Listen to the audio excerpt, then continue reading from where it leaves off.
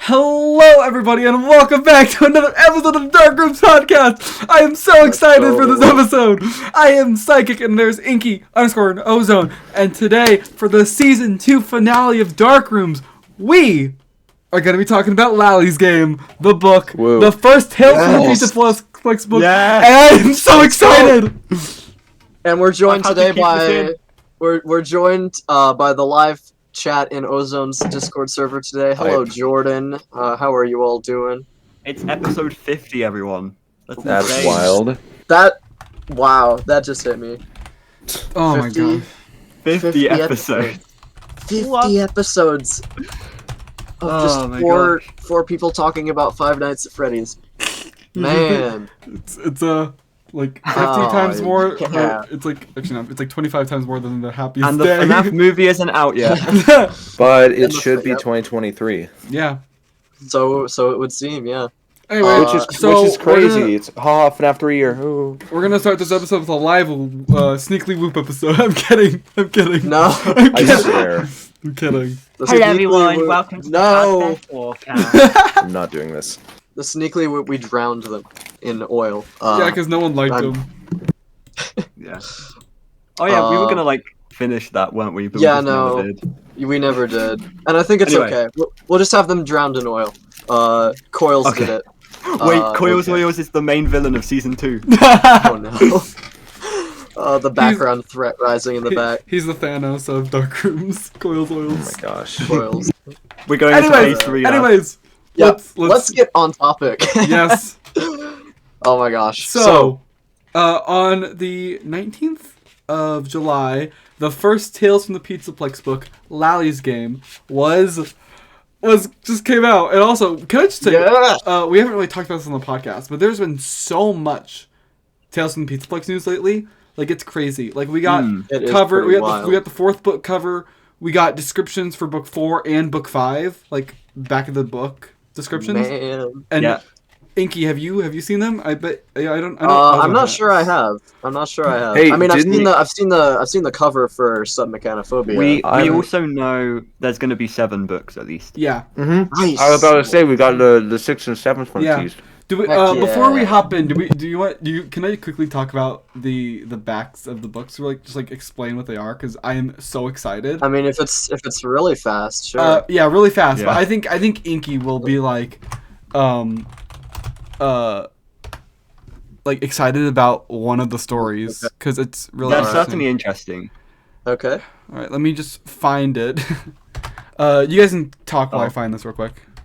So, as many of you know, we just came out with the Fazbear Frights tier list finale episode today, as of recording this. And with that, we capped off the Fazbear Frights series in general. We're all super big fans of that. And so, this episode today, obviously, we're going to be jumping into the next series, Tales from the Pizzaplex, as you know. And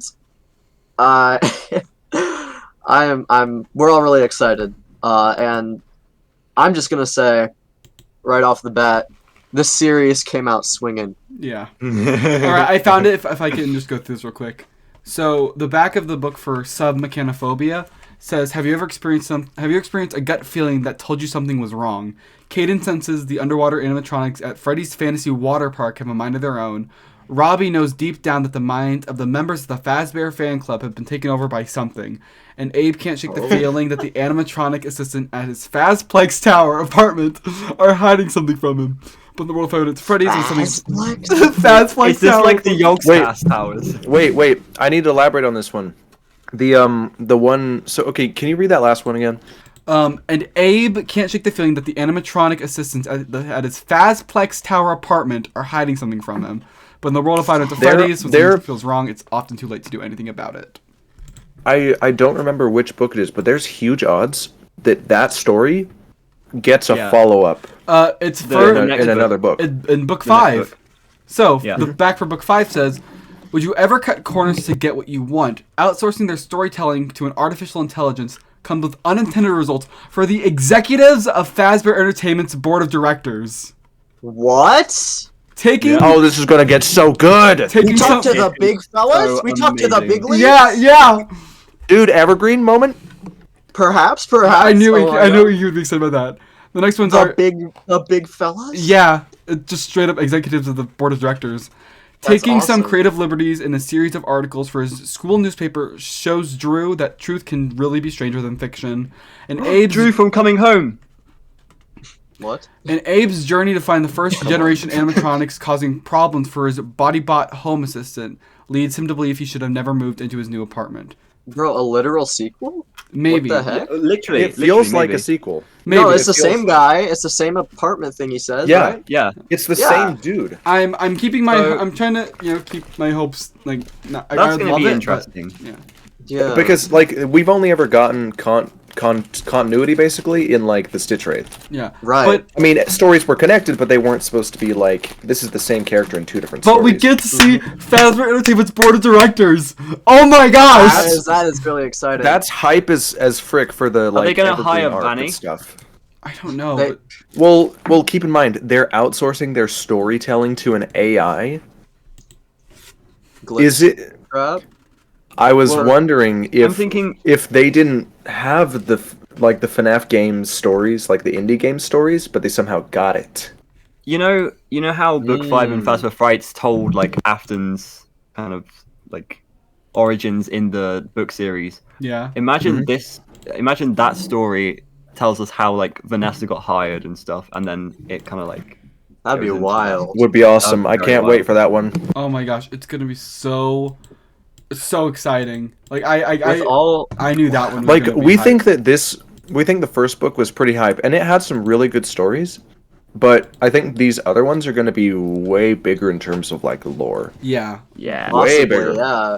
I feel like this Lally's game was the hook. Also, and I think we're gonna get even more stuff that's amazing later on. Just imagine the cover for book 5, because I like at the beginning, like it always seems like the title story is the first one in the description, but in the book it's always the second one. So it's always like a little bit inconsistent. So I'm pretty sure the cover story will be board of directors. Glitch trap moment. Maybe. Yeah. I disagree with that, but I mean, Well, I don't know what AI it would be. I mean, it was. let's get into the frickin' Lally's game. Ah. Good point. It's cooler I to did talk that about the books fast. we I don't have did yet that than the one we fast. do. I did that fast. Okay, Lally's game. So, woo! Where do What we a even book. start? Let's start with Frailty, What I a guess. book. Well, Oh my let's gosh. start as a whole. Like, As this a is an whole. amazing introduction to the series, I guess. Yeah. It's taught us a lot of things already, like the fact that there are multiple pizzaplexes. It's not just the mega pizza. Oh, absolutely. Which I called. Yeah. And I think that's a good these thing. stories are great. I have some writing that I don't know how I can really explain it, but you keep talking about that. It pertains to when each Pizzaplex opens. Yeah, Let me go get it. which is interesting. This is clearly a prequel to Security Breach. Yep. Absolutely. Yeah. Let's just get into Frailty, I guess. I think we're a little bit scatterbrained right now. Oh, We're all can so I- excited. Can I put a little base forward before we get into any story that is about the Pizzaplexes themselves and not the stories? Sure. Yeah. In Security Breach, there are quarterly magazines. Okay. We see I think the 19th one at the most. If you do the math on that and assume that Security Breach happens in 2035, the Mega Pizzaplex was completed in 2033. But Pizzaplexes have existed since, where's the first Pizzaplex? 2029. Interesting. Pizzaplexes That have been sounds- around since 2029, and then Sounds like correct. the Mega one was in 2033, and then Security Breach in 2035. Interesting. Okay. Interesting. Did the math So it's like- totally. Yeah, and it makes sense because like Fazbear Entertainment's back on its feet after 2026. And then so this is just the Pizzaplexes are just the new chain of Freddy's restaurants, I'd say. Mm-hmm. Yeah. Basically, they're going to shut down all Freddy's, and they don't do Freddy's anymore. They do Pizzaplexes. Right. Which I mean, Oh, okay. Epic. So it's like a rebrand. Yes. wow. So with All right, all Frailty. that, with some background, yeah. So now we know the time frame roughly for when all these stories are going to end up taking place, which would be late 2020s, early 2030s. And I actually think we should talk a little bit about this, getting into Frailty, because I think it's quite important to distinguish where in the timeline this takes place. All right. Well Just a then, little hint. Frailty. I guess. How do we feel about this one before we get into like the Beautiful story? story. details? It's an actually very good A story. banger start. I was floored. I Yeah. was I think her name's Jessica? Jessica. Jessica. I feel bad not remembering that right away. Yeah. But honestly, my mind's been so filled with Lally's game and under construction that I feel a little bad that like Frailty has like almost been a little overshadowed in my mind, so I'm trying to get back to it. Oh boy. Would you guys say it does emanate, and I know for specific reasons, it does emanate some of the power that maybe To Be Beautiful had? Oh, absolutely. Well, of course, it's a girl falling apart, so maybe Yeah. that's- Literally. I think Maybe it's- that. We'll talk about that. I think it's the exact same mechanics at play. We just don't Yeah. know the cause in this one. So Jessica is quite possibly my favorite, if not one of my favorites, like protagonists in the entire FNaF. Yeah. In the entire FNaF like franchise at this point, honestly. Oh wow. She That's a big one. that's pretty big. It is. Wait, I'm sorry. I was. It is wait, a pretty. I know wait, can it's you a pretty repeat what big you said? thing. I didn't hear you. I was focusing on I underscores think. for I think. dates. I think timeline. Frailty's Jessica is one of, if not my favorite, FNaF protagonists in the entire franchise. And that says a lot, knowing we don't know a lot about her backstory. Yeah. Yes, I will get into that as well as far as my opinions on the story. Yeah. All right. So, do we want to soon get into like a summary? Yeah, I let's was do a gonna summary. say we can do a little summary. So Also, if you I have love how not if you have not read any of these stories, first of all, subscribe, then click off the episode and read them and come back because these are amazing stories. exactly. Spoiler heavy. Spoiler warning. We're gonna be talking Very about spoiler. every detail of this friggin' book. So if Yeah. you have not read it, I've been waiting for this. yep, I know. We're finally at this point. We're all very excited. stalling. Yeah. And yes. Get with So it. I love the way this story opens with the this was the first introduction to Tales from the Pizzaplex, and we're already off to like a mystery horror start. This kid driving, crashed, dead. The It feels ambulance like a movie. guys. Yeah, it Does does feel feel like like a a movie. movie, like a short film or whatever. Like a prologue. Yeah. Turns back. There's some creepy figure like hovering, not hovering, but like hovering in the metaphorical sense, like looming over the body, doing something with a knife and waving its hands. That's like creepy. I'm like, is this some kind of horror movie villain? Like, what is the FNaF goblin has appeared? I don't know. Okay, don't uh, overplay it too much. Yeah, I That's just, why it was the Stitch Wraith. I was already hooked at that point, and then we get the introduction to Jessica. She's just cleaning floors at a hospital, and we get like a name drop of Freddy's Mega Pizzaplex. That's I forget if it was the Mega Pizzaplex or not. Yeah, it was. Yeah. It was the mega one. Okay.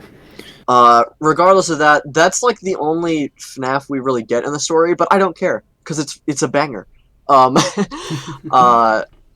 So she cleans the floors, but that's not really what she's there to do, because people have been commenting about these like silver like shavings of something, silver flakes, and the hospital's been doing like really nicely.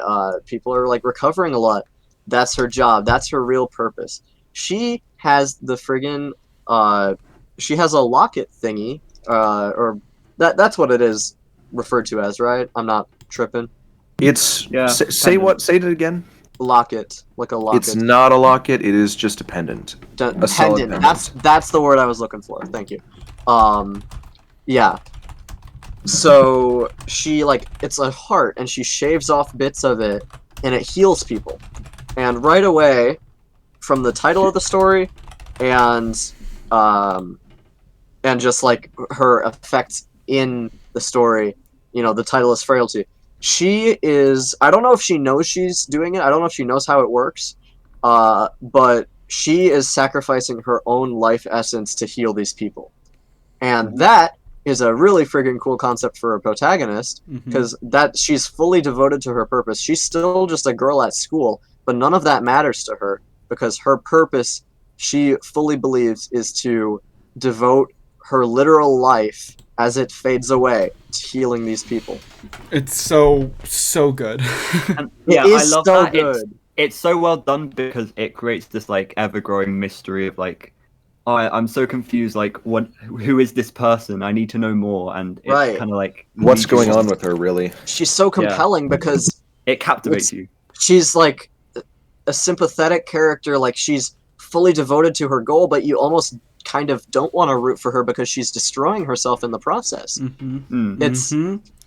You want to know her intentions, really. right, and Yeah. she talks a lot about her like past, and that she made a decision that ended up ruining everything, and she feels like this is her purpose now. She has to almost sort of atone for that decision. We don't know what it is. At least I don't. I never picked it up in reading. I don't know if other people. I think we have theories. There are theories. Okay. And I'm excited to get into theories after like summary. Oh, you're gonna go crazy. I feel like I am. Yeah. So she's healing people, but at school there's a robotics project, and she gets paired up with this guy, and she is trying to abandon all connections. She has to stay devoted to the mission. The mission. The solely dedicated. But she starts to slip. She starts to allow herself to like enjoy life again, and that's a good thing. But it's also not a good thing. It's like the moral dilemma in this story is amazing because there is no right answer and there's no wrong answer. Both are right and both are wrong because they are mutually exclusive. She can destroy herself to save lives, or she can give herself a life but not tend to others. It's such a good duality and a moral decision. And I'm sorry if I'm talking too much. I just really like this story. Long story short, she ultimately, with the prompting of people who do care about her and see that there's something wrong, she decides to let herself live a little, but the choice ends up being that one of the patients in the hospital isn't doing well. And I love that they set that up. It's not like she can like hack away at the little pendant, shave some of it off, give some of her life, and then just go to the prom with this guy. They're happening at the same time. April, it's her name, right? Yeah, it's April. Yeah. April's condition is worsening. She will probably die at the same time as the prom. So that decision is there. And she makes the decision to go to the prom. But in a whirlwind of events, everything starts to collapse. Her own confidence in her decision erodes, and with it does her body. Mm-hmm. So she rushes back to the hospital. She saves April and clatters to the floor as bits of metal. Now, I kind of skipped over some foreshadowing with this, and I remember when I first realized what it was foreshadowing, I like friggin' flipped. Yeah, I did like Inky, Yeah. Inky, I was like the car muffler. Inky, It's the car muffler. That was also the point where I realized what happened. Because at first I it was was just like what, a tin can that was left in the middle of the walkway. It was like you have no reason to be. You don't have. Who is what were you littering? suspicious? Wait, what were you flipping out about? So there's the whole like subplot of the hospital workers being confused, like why there's like bits of scrap metal everywhere. Yeah. And the first time I was like, okay, that's an interesting mystery. What's that going to be? And then the second time it happened, I was able to link it to Jessica, and I was like, oh. Because before that, it was just like, okay, so her physical body, her life essence is getting chipped away. I didn't link it to the fact that she's turning into metal. I just posted like when I figured it out. I messaged Ozone. I put that in chat. Yeah. So that clicked, and that was awesome to see. What was I remember there was another subplot that I wanted. Did you notice that she lives in a graveyard. She doesn't have Oh, family. That's another thing, and I think the decision that she made has to do with that. people call her Zombie Girl, which is also kind of foreshadowing? Mm-hmm. I guess, yeah. Or especially for one theory, which we'll talk about. Did you notice that Father Jeremiah was like, someone who was it, Nurse Macy? She went up to Father Jeremiah, like, "Is there a prankster about?" I was like, that's a very big nod towards pranksters. I mean, maybe. I mean, it's just like I wouldn't say every use of the word prankster is alluding to alert! prankster, A word that was used in a FNaF book. Prankster. The protagonist of that story is called Jeremiah. Oh, that. Oh, I mean, okay. Okay, I mean, with that context, Oh it's my actually God, you guys you are didn't so you did not bad. provide that context. I did provide that context. Well, I said he that did, She he went did. up I to wasn't paying Jeremiah. attention to that. Yeah. It was a little bit. Yeah. Anyways, holy crap, Frailty is amazing. I feel so bad for Jessica. I want to know more about her. That is the only thing, and I'm hoping this gets touched upon later. If it does, this story is like an instant top of the charts for me. Only It's thing, phenomenal. it's phenomenal, but my only complaint is that it ended really abruptly, and I want to know what happened to her previously Okay. that prompted all this. Did I did I miss disagree. it, or did you talk about the nightmare? Oh, yeah. Oh, I did not. Because I don't know what to make of that. It has something to do with her past, I'm sure. Yeah. We'll get into that. Yeah. So what? Oh boy, Sorry I know for what like you sort of think. hogging. I disagree. Sorry for hogging everything, but like, what do you guys feel? No, I'll start hogging pretty What soon. words? Yeah. I I'll have would our like say time. underscore. I know what you're thinking. I disagree. Oh, really? I disagree. Ooh, I I'm don't already want excited. it. I agree totally. Anyway, I just want to say, Inky, I disagree with one of your last points. I actually think the pacing was really good. I think that the pacing was perfect, especially during the prom scene, Well, when it was like slow pacing with the slow dancing, and then it like quickly contrasted Okay, in that's the a heat good- of the moment. that's a good point. I think maybe the reason I said that I was not pleased that it ended so abruptly, I think the abrupt ending is good with that context of the pacing. But I feel like with such an abrupt ending, I was left realizing that I wanted to know her backstory. Okay. Because I was hoping they would. I don't really think Yeah, that's a hit I was- against the story. I was personally. hoping they would allude to it. Like, it's not a huge hit to the story at all. Like I said, it's like the only thing keeping it from being top of the charts for me. Yeah, It's already okay. amazing. I just want to know more. Well, Yeah. So, what are we starting with now? I guess the nightmare. I guess we should get into the nightmare. Yeah, we can talk about the nightmare. Oh yeah, Um, someone who wants to give a good recap of the nightmare. Well, 'cause that's So, important. Basically, after Nurse Macy was like trying to find Jessica, she's like, "Oh, where's Jessica?" And then Jessica's like, "Jessica's in the darkness," and so she's just like, she can't see anything. So then there's like this creature that chases her and tries to steal the pendant from her. And it's metallic, I remember. Yes, The metallic screeching figure. the screeching of metal. Mm-hmm. Everyone in chat is saying it's Eleanor or something. I don't think it's Eleanor. It rips her arms off too. Oh, Yes, blazing storm in chat has pointed out that it's Yeah. It rips her arms off in the. there's That- no way it's not Eleanor. Okay, Wait, first of all- wait, why does ripping Guys, arms it off make it Eleanor? it rips Yeah, her no, arm. I'm not Guys, connecting that. wait, I don't know. I don't know Get if to I'm- it. I don't know if I'm making a jump here, but it rips her arms off. Maybe it's just because I just got done reading the epilogue, but Gosh there was a dang lot it, of no. there was a lot of arm ripping off there. I don't know. There Oh, was so a it'd lot be, of so it could have been Burn Trap. Maybe well, I don't know. the pre-burn trap endo, but let's Burn not go Trap there just yet. Appears in the nightmare. Let's for go no reason more. whatsoever. Let's go more towards the idea that it's trying to get the pendant. That is true. Listen, I Mhm. just want.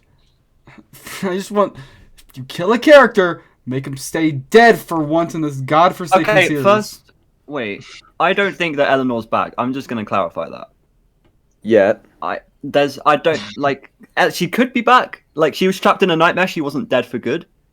But Hmm. she I exists. don't think that Eleanor is back. So Simply. Inky, the theory that Well, I have. what if? Sorry. Yeah, go on.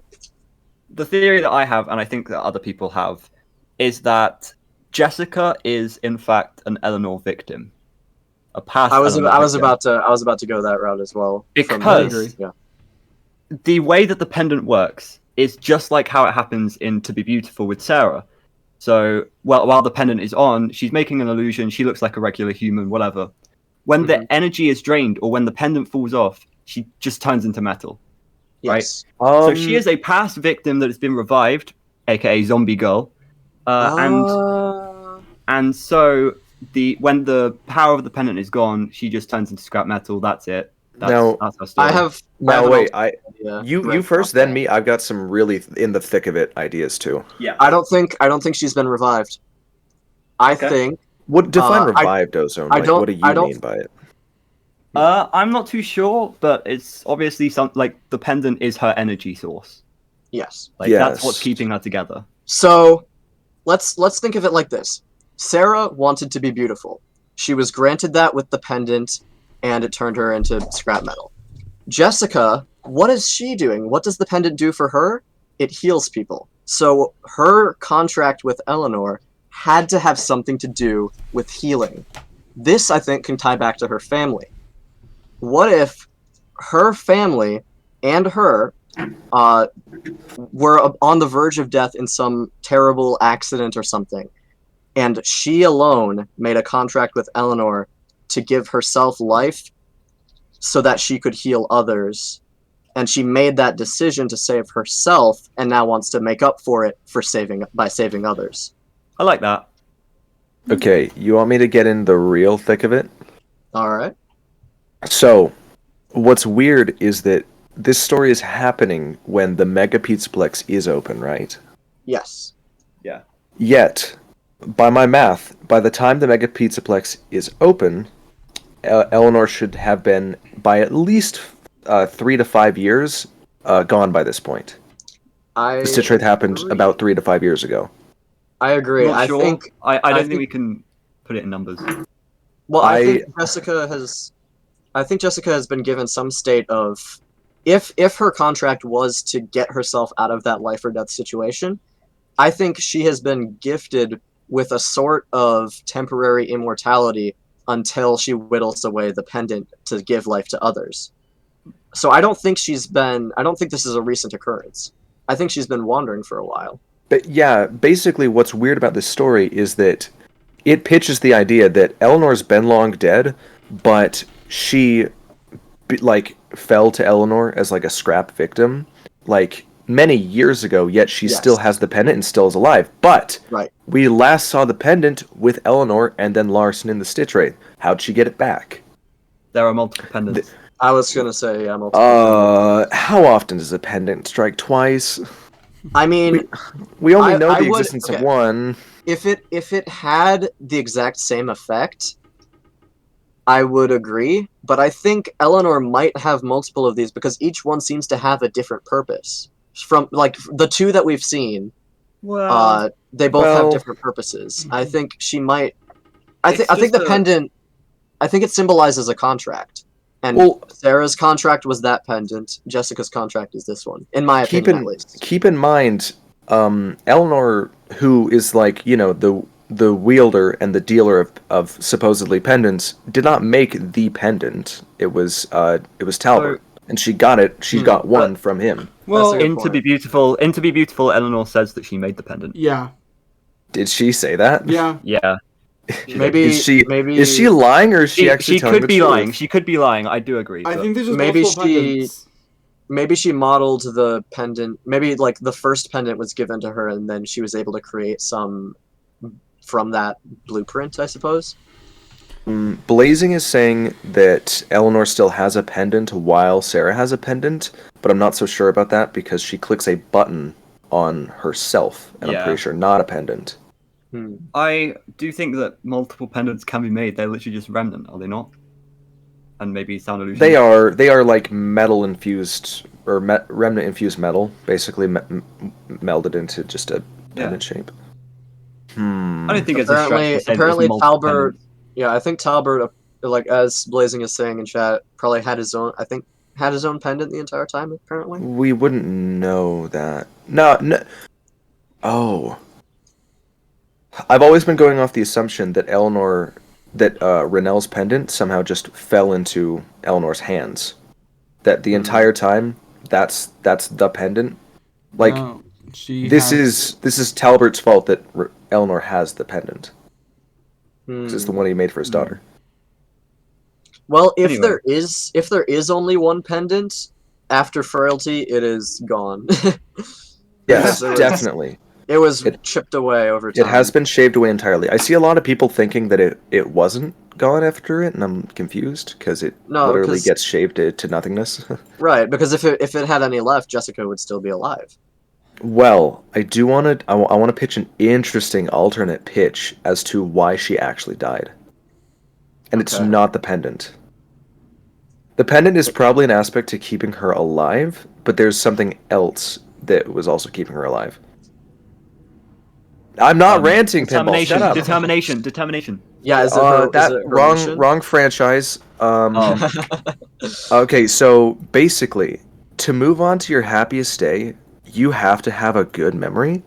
But she does not indulge in anything. She does not have any good memories to move on to. But the moment she makes a good memory at the dance, she starts falling apart. That's a good point. Mm-hmm. Oh yeah, I definitely took that from Ghost. Sorry. Dude, I spread information. I don't make it that often. Yeah, credit to Ghost for that. That is a good point that Ghost has made and that Underscore has presented. But she doesn't make good memories at the hospital, and she falls apart there. She's already falling apart the moment she gains a memory. Yeah, she began falling apart at the prom, and I think that may be right because before she starts falling apart, it goes into so much detail about the descriptions of that place and how it's making her feel. So yeah, I think that's definitely a valid possibility, if not the answer that's implied. I don't know. It is very weird that it's different to what happened to Sarah, though, because Sarah loses the pendant, she starts falling apart, but hypothetically under this, if she doesn't have the pendant, she might have still stayed together. It's weird. So that's nice to touch on, is that To Be Beautiful and Frailty are so similar in so many different ways, but also really different. Oh, absolutely. And that's what I love about Frailty. It feels like it's just taken To Be Beautiful and kind of remixed it. And I love it so much more. So it's a very interesting perspective. So Underscore, in response to that, with the whole memory thing, what if it's not about a memory because, like Ozone said, she had past good memories, even though she dissociates herself from those? What if it is the mission? What if it's because she broke away from the mission, and that's why? So let's say the mission is why that contract with the pendant. That contract with the pendant was made for the mission: save others at the cost of yourself. When she indulges, she broke her NDA. Oh my god! She broke her.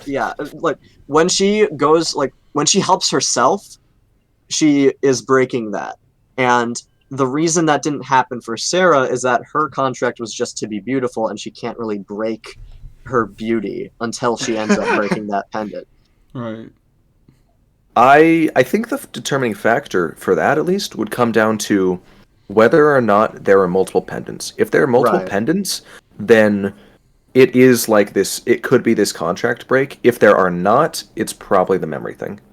All right, that sounds like I'm satisfied with that as far as like we should maybe we should maybe scan back on To Be Beautiful, the Stitch Wraith, and this to see if there's like any evidence that there's actually multiple, or if there's still just one at all times. I think there could be multiple, but and I also think it could be touched upon. I think there are multiple. Like I just think that's basically. How would she have gotten it from Larson unless Larson's going to appear in the series again? That's the problem it creates, because if there's not multiple, then she became a victim of Eleanor's, but somehow survived long enough to regain the pendant.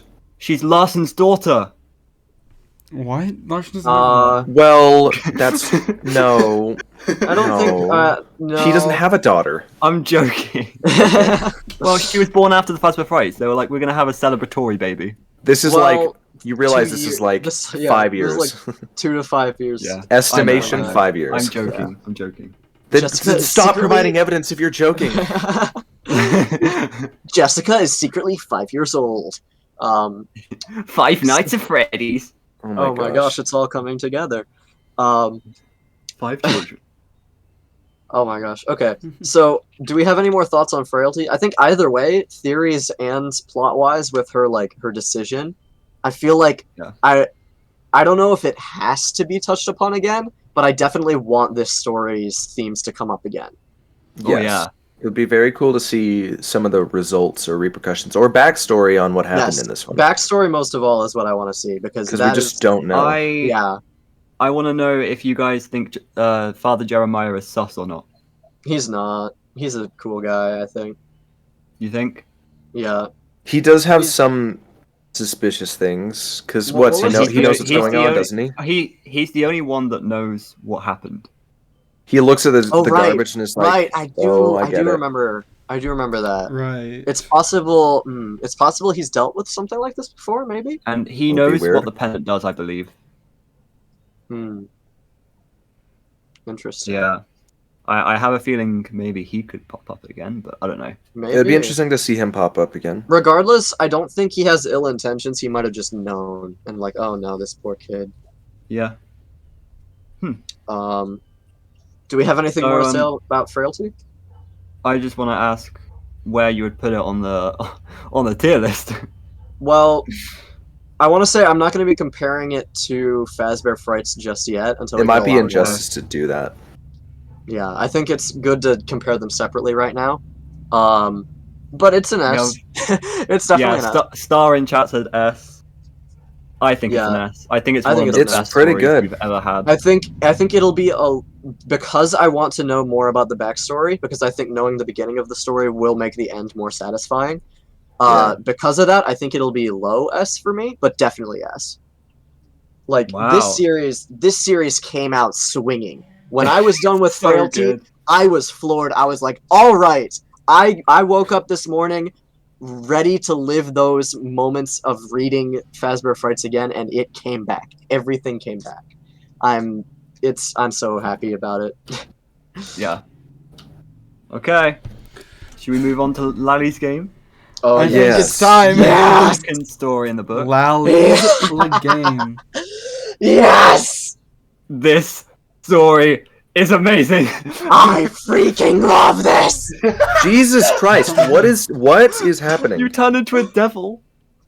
Oh my You gosh. just ascended. Okay, so why do you love it so much? What is it? Oh, about it the is story? some of the Hey, best written so tension I have ever I'm read. not I'm not spilling, but I just got a DM that said, "Yo, what the frick is wrong with Inky?" I'm sorry, I'll tone it back. Everyone. I just really like this story. Though, to be fair, I'm interested to hear theories about it, because I personally have one of my own that if true, Ooh. like makes the story insanely So- good. I have a theory Um, that someone wants me to really put out there for this one. Yeah.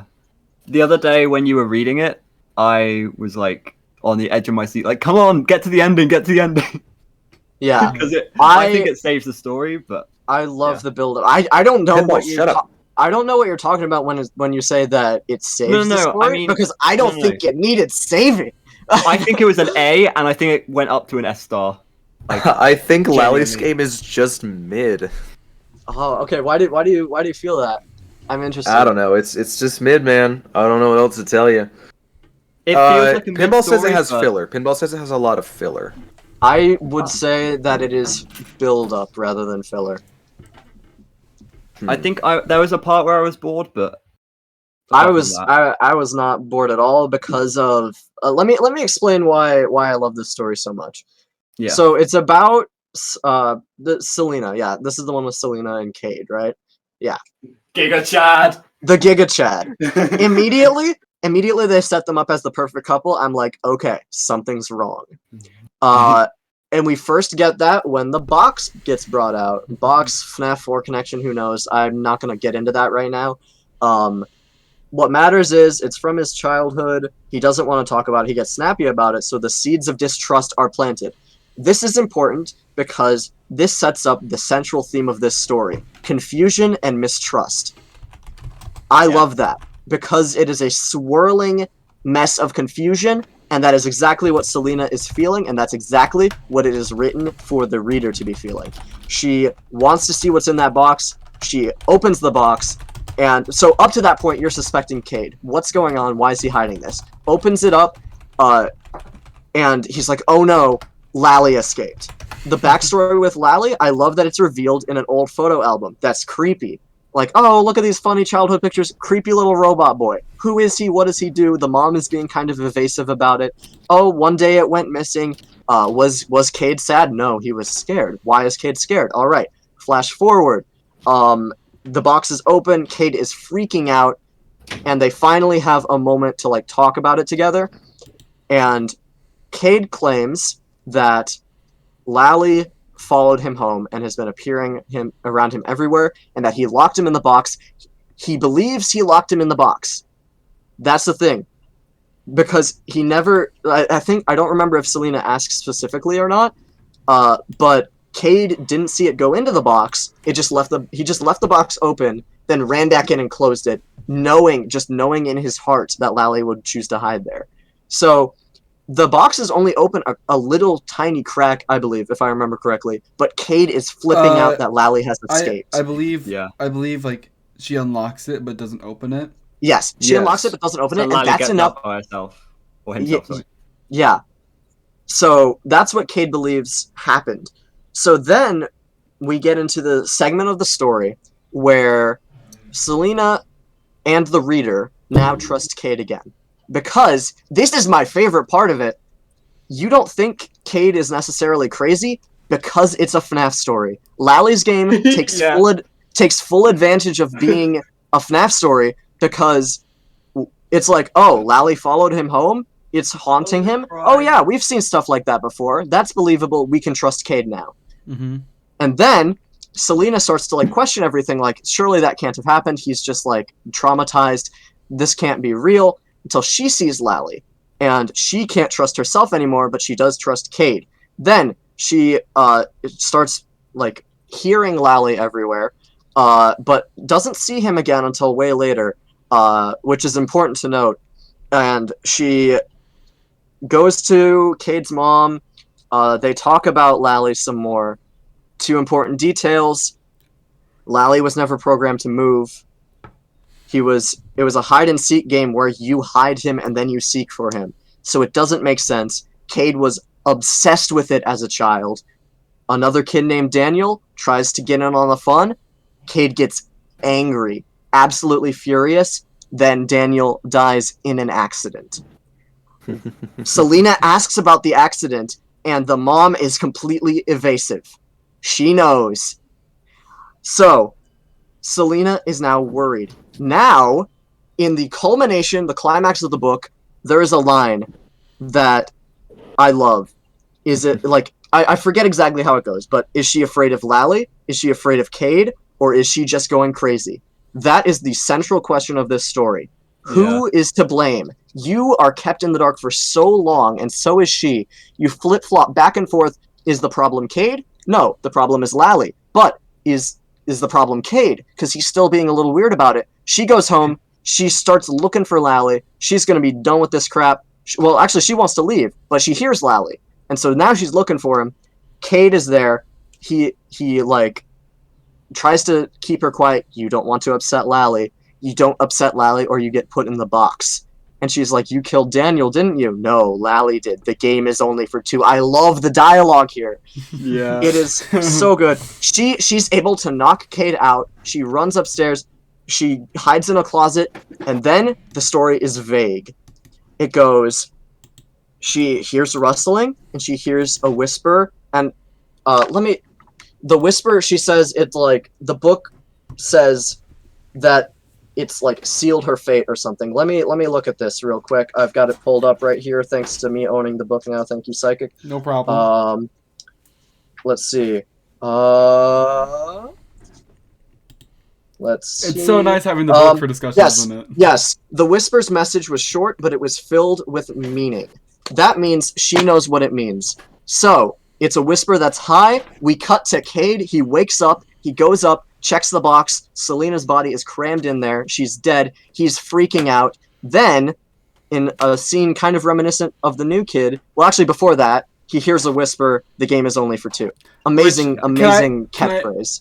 It was only ruined for me because it's like, can you read the exact quote? Can you find it, please? It says it was like... Are we really doing this? Yep. Let's do it. Can we do it after so it doesn't ruin the flow? No, it's good here. It's fine. Okay. So the book says it's 5 simple words, but it's actually 6. Yeah, it's like then Cade heard the 5 familiar words that chilled him to his bones. The game is only for 2, and that's 6 words. I think my theory on that is that it wasn't a typo. I think the phrase was originally the game is for 2. and then adding That sounds only as goofy. and then adds only as emphasis. And I they have forgot my to own change theory. it. They forgot I to have my change own 5 theory. to 6. You know but- the missing children's incident and how there were 5 kids, but actually there were 6? Oh my gosh. Bruh. I hate you. Anyways, to finish out the story, Cade has a new fiance. It's like a time skip, and the box is once again in the attic. I love this story so much. And there's like a shadow eyes, yeah. What do we think We're happened here? gonna- Because I have a strong theory about what it all means. So let me set you up with a bit of basis. If you want to trust my timeline of events, I'm placing Lally's game's backstory, as in when he's a kid in 2029. We don't know when like the story would be gotta taking be- place, but it'd be when well, he's an adult, so it's many Yes, years he's later. an adult. This is way after Security Breach, even. There, yeah. Yeah. This Most is most likely. I At least. think this would technically be the latest story in the franchise.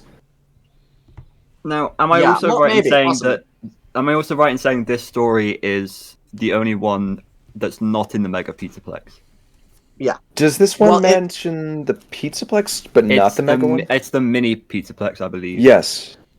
All right. Or Yeah. a mini Pizzaplex. Are you guys? I don't think. I'm not sure this is a completely original idea. People have probably thought of this already. But let me ask you guys a question. Is Lally real? Yes. Yes. I 100% disagree. Okay. Oh, I let's actually hear disagree it. as well. I disagree. Oh, Interesting. okay. Let's hear it. Cade is my favorite villain in the Fazbear Frights and Tales from the Pizzaplex series. A man so Wait, obsessed. right. Well, overall, I mean, like the franchise. I mean, Oh, I was like, are you I'm going to saying- give us a theory that this is- Cade was like responsible for Eleanor? Like, this is a hot take, but Cade is up there with William Afton for me. You're If my theory is correct, and it's my interpretation, and I think it is up to interpretation, the story leaves it vague.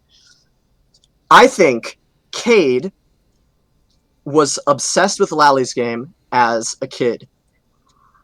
Lally, as the mom explains, is not programmed to move. yeah. Agony and Remnant can do a lot for animating lifeless things, but so far we haven't seen it do too much with things that like literally can't move. Only like the paper pals or whatever that come to mind. So Lally can't move. example. I'm sorry, but that's Yes, still I an mean example that's of it fair. happening. That is fair.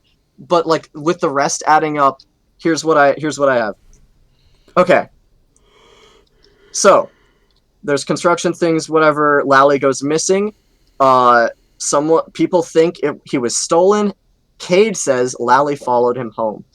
Lally appears to be like the mom says that it was a game based purely around pretending, and that when another kid tried to play the game with them, Cade got really freaking angry. He got really angry that someone else was playing with Lally, and then the kid dies in an accident. However, I think the mom knows what happened because she dodges the question. She could have said, oh, it was a sad car accident. No, when Selena presses the question, Janice changes the topic. She's covering for Cade. F you, Janice! Cade is absolutely cracked. He fully believes that Lally followed him home. He fully believes that he trapped Lally in a box after it haunted him. He fully believes that if you upset Lally, he kills people. Lally is Cade's split personality. When Selena knocked him out... No, I'm not kidding. I fully believe this. When Selena knocked Cade out, she ran upstairs. Cade, at that point, according to my interpretation here, got up in Lally mode, went to kill her, crammed her in the box, and then goes unconscious again when transitioning back into Cade. And that's why the process repeats. He just And has Janice- bipolar disorder. Okay, so let me break something down for you. Do you mind if I break something down for you? This Sure. is a story that has ties to Eleanor. What? Oh yeah. Does anybody remember the flashback where there is a Larson's shadow. killing Eleanor with the trunk? Does anybody remember the trunk flashback? So I do because I've theorized about this. You break it down. No. Oh yeah. Okay. Well, there's. Well, I don't actually remember that much, but there was something in a box or something. I don't know. Okay. Listen. At the end of Frights, there were two stories or two. I don't want to call them flashbacks, but there's sequences where they go to different places that echo different stories where Larson has to kill Eleanor in these like memory things. Mhm. What were some examples? One of them was Like Dance with Me's Warehouse, The Blackbird, Yeah. but two of them we didn't know what they were. One of them is probably some variant of You're the Band's Kid's Room, which we're not going to get into that. And the other one is it's the frickin' trunk in the attic from this story. Are we sure about At the end, Are you sure? where it's at I the am end. Yeah. pretty certain. Are you sure Okay. it's not the trunk that I have- she stuffed freaking Renell in the I have- epilogue? That trunk is not in an attic, it's in an old shed. Does it take place I have in an attic? I have a quest for everyone in chat. Find the lines in Fazbear Fright if you Yes. can. Inkyink, And you have the we- books we now, need don't to you? know about this trunk. I do have the books. They're in the box right now, though. I could go get it if I wanted. I'm gonna But anyways- go get it real Wait, quick. I'm gonna Okay, look yeah. it up. I'm gonna look it up. Oh my gosh, everybody's gonna look it up. Okay. I forget if it's book 10 or 11. I bet it's It 11. should be 10. Should be should be 11. 10? Should be 11. Well, someone do 10, someone do 11. Anyways, the idea is that something that happened with Lally back when Cade was a kid has some Eleanor involvement. But the interesting thing is, by the time that he's an adult, she should also be long gone. Which makes it a bit weird. Which is why I don't think that it's the same trunk. On one hand, what other trunk could it be? On the other hand, how could Eleanor even be involved? The only connection we have is that she gets hit with the trunk. Well, she's. This is one of her memories. She's in the trunk. Eleanor is in the trunk. In their flashback, she's in the trunk. Well, She jumps out of the trunk. Well, that can't be the case in Lally's game because the trunk is empty throughout the whole story until the Wait, end. it literally when says, Selena- like, guys, underscore. The trunk is in a junkyard. No, not the junkyard trunk. Not that one. Oh, I'm sorry. Oh my gosh. We need to find the trunks. Oh my Every gosh, last I one. I found it. Okay. Oh my gosh. Trunk. Eleanor was lying curled up in the trunk with her knees hugged to her chest. Her eyes flew open. She propelled herself out of the trunk and onto Larson, her cold metal hands encircling his throat. Where is this? Describe the area, the scenery, or where This is they like are. a treasure hunt. Okay, wait. Describe this area where this trunk is. Keep reading. I mean, keep talking. What? Well, basically, it's like not. I can No, I can't. I really can't understand him just Found being it! crazy. But oh my gosh. I think it's an attic. Yes, it's an attic. That's where it is in the Okay, ending. Okay, wait, listen to this. Sorry, this might take a little. Larson emerged into a dark room. Job. Something metal Clap. brushed against Clap his for the cheek. podcast. It felt like it could be the pull chain for a light fixture. He reached up and pulled it, and a bare dim bulb cast a faint glow over the room. The walls were bare wood and sloped like the contours of a roof, and the room was cluttered with cardboard boxes and plastic tubs labeled winter clothes, Christmas decorations, and fishing poles or tackle. There was an old rocking chair and a table full of knickknacks, figurines, a large brass candelabra, a glass paperweight, the kind of stuff that nobody really needed, but that people had a hard time letting go of for some reason.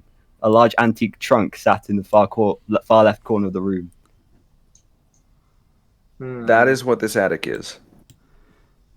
I will. I actually agree now. I do agree. Unless Yes. it's I think there is a connection, but it can't be Eleanor because she's dead by the time of Lally's game. Could So- it- In could Lally's be, game, it's definitely not Eleanor, but she's definitely involved with the beginning. since it mentions then- wait. Since it mentions winter stuff, could it be Count the Ways? I know what you're gonna say. I thought, yeah. I thought that too, but there's just no reason for there to be a Grandpa is Count a collector. Yeah. He is a And collector. he's a hoarder. It says like he has a bunch of stuff, but It's like he's not a collector of one thing; it's a collector of everything.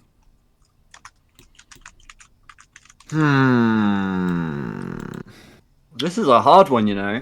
This could be either or. Which epilogue was this in? I'm willing to agree 11. that Eleanor is involved with the past somehow. However, that doesn't change the fact that I think Cade is the one doing things in the present. Yes. In the present, it is definitely something. Now, one of the other things that might determine what we think is going on in the present are the two pinpricks at the very ending eyes or souls? Souls. I thought they were. I'm saying souls. Yeah. What? I had the impression of eyes because that's how it's always sort of been. Why would they be souls? I'm curious. Why would There have been two people killed in this. Yeah. Oh, two people killed by Cade. Yeah. Daniel and Selena. But that's not how souls are presented in this universe. I will agree with that, though. That is true. I will agree because it fits my theory. What would happen? I mean, it appears like that in FNaF AR. Yeah, and that's just remnant dots, which isn't souls. So yeah, I think the story is left up to interpretation whether you think Lally is real or whether it's that kind of sucks, though. I like that. I like that a lot. I don't. This is an integral story to whether it's Eleanor or not. That's fair. That's a fair point. I didn't know it was connected to Eleanor, so keeping it vague might not be the best idea. What if Cade is like possessed by the shadow or something? That's fair. Possibly. So okay, Ozone, what do you think of the shadow theory, or what the shadow is? Well, people say that it's the shadow from Phasma Frights, right? You got to be more specific.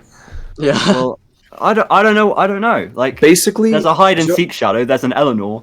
So Jordan, why don't you guys, Jordan in the chat, why don't you guys, if you know Phasma Frights like shadow stuff. So this is something that Pinball wanted me to talk about, and we argued a lot about the other day, and we came to a pretty sound conclusion that Eleanor is a real robot, sort of, you know what I mean? Yeah. But an alternate name for her would be the Shadow, sort of. Okay. And she can basically shapeshift with, like her little whatever, Pinball. Wait, I thought we came to a sound conclusion. Okay. Wait. She can shapeshift, so she is basically like oh my gosh, Pinball. Like the shadow Bonnie, that's Eleanor. I disagree. Like she can totally. shapeshift into that. That's agony. I think the big point of that. Well, do you think that's like Eleanor, the actual shadow Bonnie? Isn't Eleanor at least part agony? Like almost whole agony. Yeah, and also Eleanor was part of that story. But she's part of that, and the big point someone brought up was when you go to the Larson flashback, Eleanor is in the same spaces and spots that the Shadow Bonnie would have been, but it's not that. It's her. Same with, if you consider the trunk to be Lally's game, she's in the trunk, not Lally. She is taking the places in these flashbacks of things she was involved with. Okay. So wait, hear me out. So let's say, if I get what you're saying here, underscore, rather than using the word shapeshift, I would say that the robot body of Eleanor exists, but it's possessed by the Agony Shadow. So the Agony Shadow can leave Eleanor's body and be like Shadow Bonnie, for example. Well, she has the button click to, change forms, sort of, that it's actually talked about in the Ultimate Guide a lot. But also, like, another good example, Blackbird, potentially, too. If Eleanor has the ability to shapeshift, she could be Shadow Bonnie in this one, she can be Blackbird in that one, but she's still Eleanor at the core. I have one question. Does that mean that Eleanor's back then? No, not exactly. So I think how not exactly. I think Eleanor's influence, whatever she did to Cade, her influence is still around, and that's what he locked in the box. He locked the split personality in the box. That's why the shadow is there at the end. Like, she was definitely integral to, taking his emotions from, like, when he was a kid with Lally, and probably responsible in some way for the death of that other kid. So far, what I'm hearing is away by now. So far, what I'm hearing is Tales from the Pizzaplex is just repercussions of Eleanor. I don't know enough about Lally's game yet to determine really what's going on. So I would have disagreed with you, Ozone, if I didn't know, or before I knew that the trunk was relevant to Eleanor somehow, I would have said Maybe. no. But with that information, yeah, I still strongly stand by my interpretation theory. I like your regarding interpretation, Cade. although I don't think it's correct. I think there's too much that's set up for Cade to be like he's at best, if Cade's not this split personality killer who believes that Lally can kill people, but he's the one who's doing the killing. If he's not that, he's just an idiot. Because he tried to trap Lally in a box, just knowing that Lally would go in the box, and then doesn't even look in the box to see if he's trapped Lally, closes it, and believes that he trapped Lally, and Lally doesn't start appearing until after the box is open, so he's let that part of himself out again. It is generally It's a like metaphorical story. it is basically like if the only way that Lally's ever going to get out of the box is if he thinks it got out of the box. It is something of his mind, basically. The Yes, product. exactly. That's what I'm saying. I do agree with that. To a That certain is- extent, though. But Lally, think the thing, you existed at one point. Oh yeah, he definitely existed. I don't think he's around anymore. Because the biggest thing is that he can't move. That was the thing. If it was like a little robot that could literally follow him home, and yes, Agony has powers over immobile objects, I'm aware, but that detail, I think, was put there for a reason.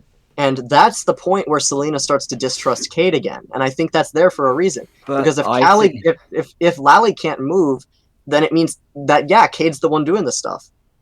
But I think that is also like a point towards it being like Agony.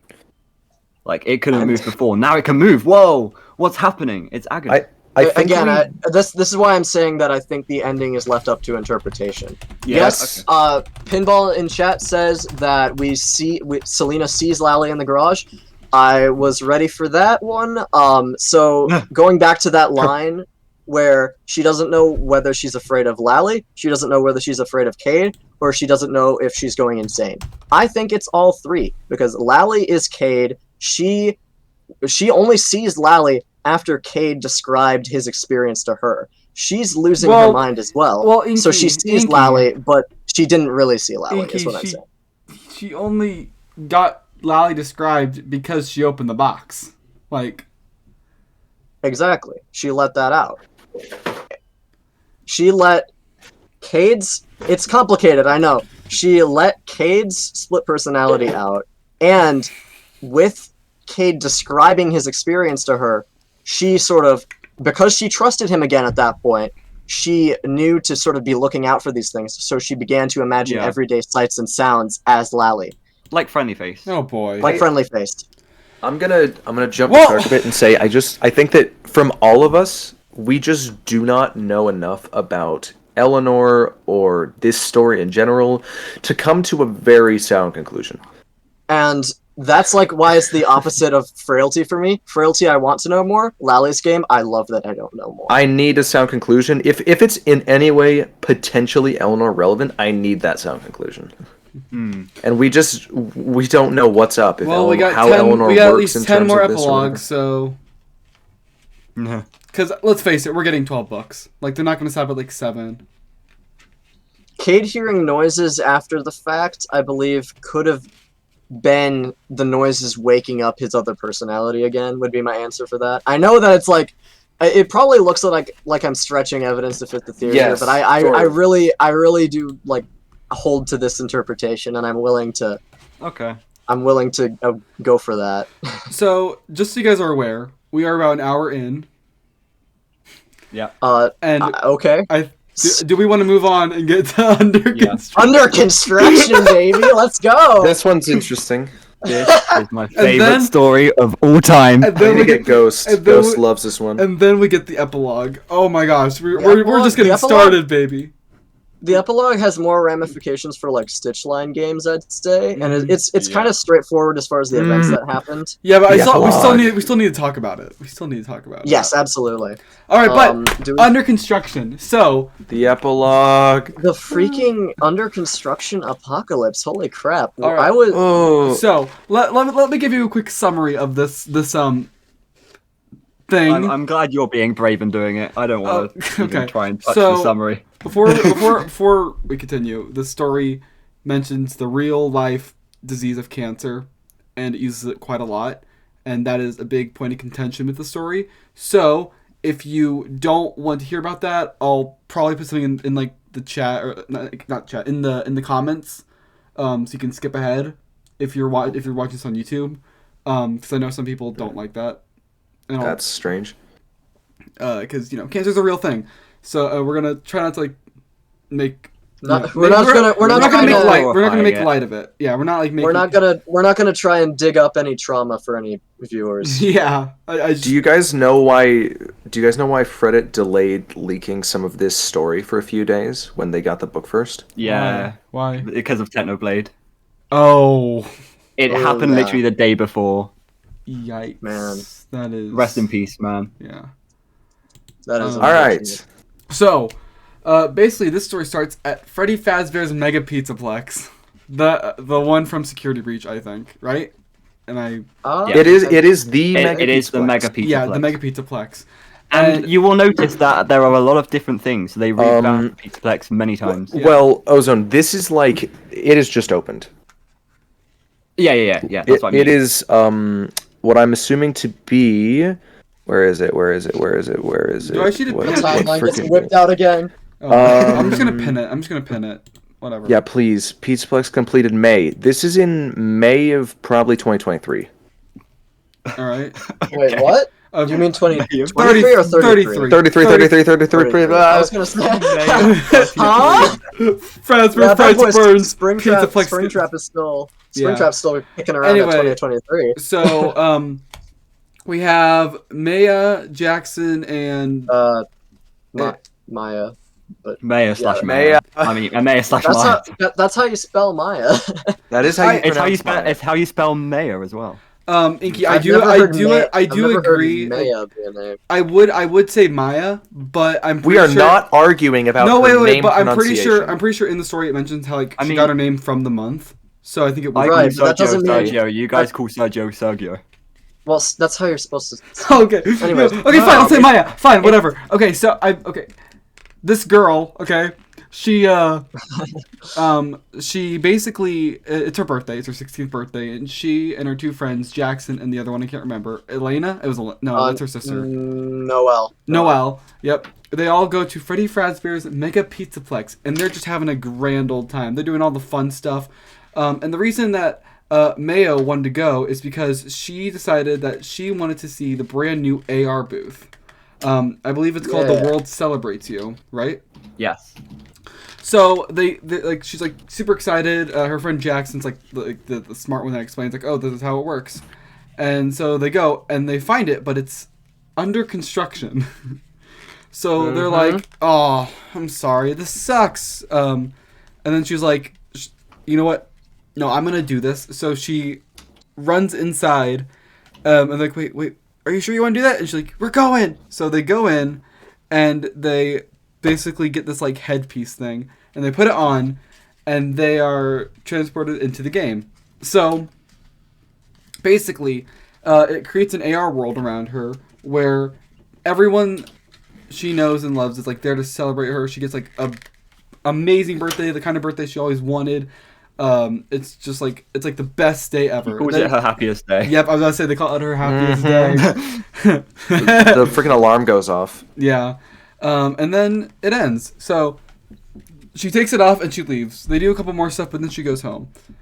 It time skips to about a year in the future, right? It's like her 17th birthday now. It's her 17th birthday. Yeah. Well, it does go through in a lot of detail connections to her family and her neighborhood. Because Right. that will be Yeah. important. Yeah. So and then You get to meet everybody, Yeah. and you get to bond with them a little bit before the story will rip that away from you. Now, So- before we get onto the most insane part of the story, I just want to say, if you haven't read this story, a summary isn't gonna do it for you. Oh, yeah. You It is- have to read this story. It's- The summary sounds crazy. I mean, the story's crazy too, but it's a must read for if you Yeah, want to know what you goes on. Have to. Yeah. So anyway, if I like like skip some parts, please let me know, guys. She's just having a good time. She's enjoying life, and then some of her family contracts cancer, and she's devastated. It's awful. I believe, and then it starts. Everybody starts knowing people that get cancer, so it's like this story might actually freaked me out a bit. Yeah. So It's terrifying. It's so disturbing. It starts slowly, but then it basically breaks down to a full cancer pandemic. I wouldn't even call it that. I would call it a literal apocalypse. Yeah, like Yes. everybody starts getting cancer, and the thing is, Mayo is the only person that Doesn't get it. It's like, wait, something's wrong, guys, and everyone's like, what? No, it's totally normal. And so Nobody's acknowledging any Nobody's existence acknowledging in it. this. So more people get Or sick, and They do, but not with any seriousness. Yeah, It's not It's of like- concern. yeah, and it calls out interestingly how she's like, oh, my family were such good people. Why are they getting this? And then it's like the neighbor, this mean neighbor, hasn't gotten it. And then that's important for later. And basically and she just tries to go on with life. And then one of her teachers has a baby, so she and her friend Noelle go over to say hi, and she gets this baby, and she's like, "Aw," and she looks at it, and it's At this point in the story, I was like, no, don't grab the baby, you will give it cancer. Because at that point I thought that everyone Maya interacted with was getting the cancer. She's at that point. radiating radiation. That's or what something. that's what I was thinking. But then the baby did She's not get radioactive. cancer. The baby did not get the cancer, and the baby was So she looked at Not- the baby, and it's this pink jelly featureless blob, yep. and she's like, Yep. "What the actual hell is this?" So she starts freaking out. So she gives the baby back, and then she goes home. It keeps going forward with everybody in the world now is getting cancer. The government has set up dispensaries for people to go and get stuff, and it's gotten to the point where it's people are so sick that you can just go and take the stuff you need. They don't care anymore because everybody is It's dying. literally apocalypse. It's literally everybody's dying except for Mayo. So basically, she starts just being Mayo? I've been Please just call her Maya. I swear to God. What's her sister called? Ketchup? so Actually, no. Her sister's called Elena. so Suspicious. This is So she starts basically just becomes the caretaker of everyone she knows. Her as cousins. they all slowly Yeah. fall Die of away cancer. from Her it. cousins, They all her die. friends, her parents, her sister. Everybody is dying. They're dropping like flies. Yeah. And she keeps seeing the word under construction everywhere. It's so strange. And one day she's and also the blobs are multiplying. They don't seem to move yeah. or anything, but they are everywhere and they grow up fast. The baby, it's I think it's a couple days later, it's already the size of a toddler. Yep. So she's Headaches. and nobody is freaking out about the blob creatures. She's just no one else is seeing this and no one else sees it. So it keeps going. Well, I think they see them, but they don't see them the way Maya sees them. Right. They don't care. Yeah, they just don't care. Yeah, and she's riding on her bike, getting stuff for people, and she sees that one mean neighbor still alive, just looking out of his window, just watching her, which is strange. It's mentioned twice, but it's he never got cancer, which is weird, and I don't know what that is about. There's another person. I have an idea. Ooh, I just developed an idea too. I have Anyways, an idea. Headaches? so Someone says forgot to mention the headaches. right. So Yes. she's been having small headaches for a year, basically, ever since the AR thing, and it's and Mayo is just well, this is normal. I have a headache. This is completely fine. Whatever. People are cancer. There are bigger problems. So she goes on. She tries to help her family, and her friends and her family, they all die until she's alone, with her sister. So she's taking care of her sister, and the jelly things, they've completely multiplied. They're everywhere. They've surrounded the house even. Yeah. She's taking care of her sister, and there's so many of them that it pushed them through the window, and into her room. So she's like freaking out. She runs downstairs. She tries to get to her garage because she's like, if I get there, I'll be safe. But earlier she took a drive to get some stuff from the doctor, and they entered the garage. And so they surround her. They like engulf her and they start suffocating her, but she doesn't die. And that's where it ends. That's just it. It ends right there. Now that's why this is so existentially terrifying. Yeah. Yep. Yeah. Now, do you want? So, now that we got the summary out of the way, people are they're definitely expecting a rant from me. Yeah. Yeah. Yes. Would you like it? Yes. Shall I? Just get it over with. All right. All right. Here's my under construction rant, everybody. Over the course of this series, being Fazbear Frights and now Tales from the Pizzaplex, there have been so many good stories and so many good concepts, and over the course of everything, some of them have been better than others. Some of them have been kind of mid. Some of them I've liked a little less. No. But it's interesting because people love to hear like opinions and debate opinions, and everybody's got an opinion and they present it. And that's what we just wrapped up with the Fazbear Frights tier list. And that's why people like these rants so much. As far as I know, I mean, people do seem to enjoy them. So that's why this rant is going to be why the FNaF franchise just doesn't write bad stories anymore. I simply have nothing to rant about. I have nothing to rant about, so this is my rant about Fazbear Frights and Tales from the Pizzaplex simply not having enough bad stories. You see, if you guys want rants, they're gonna have to start writing bad stories. And unfortunately for the world, Under Construction is by far not a bad story. Let's go, boys! What if you're gonna call it bad? What if I told you the goo is Faz goo? Shut I up. would It's raise not. an eyebrow at that because they're very differently described. Also, okay. We were talking about the old man, the guy in the window. Yeah. Yes. I know exactly who he is, what it means. Do you want to start with that? You want to start with that? He's old man. Okay. Yes, precisely. I disagree. That's not what you were gonna say. No. I was gonna because- say old Not man what you were gonna consequences. say. So there are two possibilities of what the actual heck any of this means.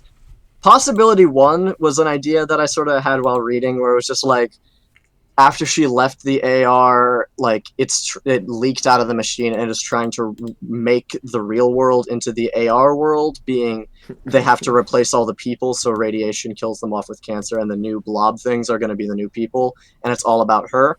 But then by the end of the story, she still has the headaches, and she brings up the possibility that the headaches are because the headband is still on.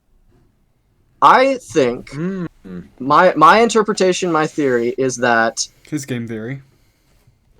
Under Construction takes place entirely inside the AR machine. She never left it, and so she's living out an entire fake lifetime. And because the machine is not finished, it's still under construction, it can't generate anything new, so it creates the blob things, and the people that are existing already, they can't be sustained by the AR forever, so they end up getting killed off. And the old guy in the window, when she's getting into the AR machine, she comments on a like double-sided mirror where she says the security will definitely be able to see what she's doing and watching her. The old guy watches her from in the window. The old guy is just the security guy. He's just the employees of Freddy Fazbear's Mega Pizzaplex, because she wonders why they don't do anything. And she calls them self-important and underpaid, which I at least think would match up with this description of this like old grumpy neighbor guy. And it makes sense as to why he doesn't get the cancer, because he's the only other real one there. He kicks his dog. I don't exactly know how that's relevant, but I think Maya is still in the simulation, and the other guy is the security guys, so they're the only two real people in the simulation, and she never actually left it. Which is still a really friggin' terrifying concept because she doesn't know it. The AR is so powerful that she fully believes that her entire family and everyone she knows is dying to a cancer apocalypse. And this is a very emotional and terrifying story. I had my own interpretation that Ozone disagrees with that I've told him. But before you guys... I think that's also why nobody reacts accordingly. They're not programmed to have the emotion. They only know the facts. Everyone's getting cancer, so what? Yeah. Before you guys delve into your interpretation, I'm not going to say one, but we can all agree that the reality of this book is that, or this story, is that whatever happens in it is not reality. It's very much just not reality. Of course not. But how it's not reality is the important thing. This is such a good story to me because it is the terrifying question of like, when you're in a simulation that's really close to real life, how do you know when you're out of that simulation? Yeah, you can take a headband off, but you can also do that in the game. So like, how do you know when you're ever out of it? And that is so terrifying to me. Mm-hmm. Augmented reality is very terrifying. Like I think this story does it perfectly. As soon as Jackson started describing it, I was like, "Oh, this is gonna make me question everything." I think I remember seeing a Black Mirror episode. If you guys know what Black Mirror is. Black Mirror. Yes. I don't. Yes. Sorry. Do you know what I'm talking about? Yeah. So there's okay. Wait. There's this guy. Sorry. There's this guy who's like testing a horror game, and it's augmented reality or whatever. And he goes in, and he's like, "Oh yeah, pretty good horror game." And he eventually gets out after being scarred for life because it's like so close to being real. And then he like goes home or something, and then he finds his mum, who's just like staring into empty space, being like, "Where's my son? Where's my son? I can't find my son."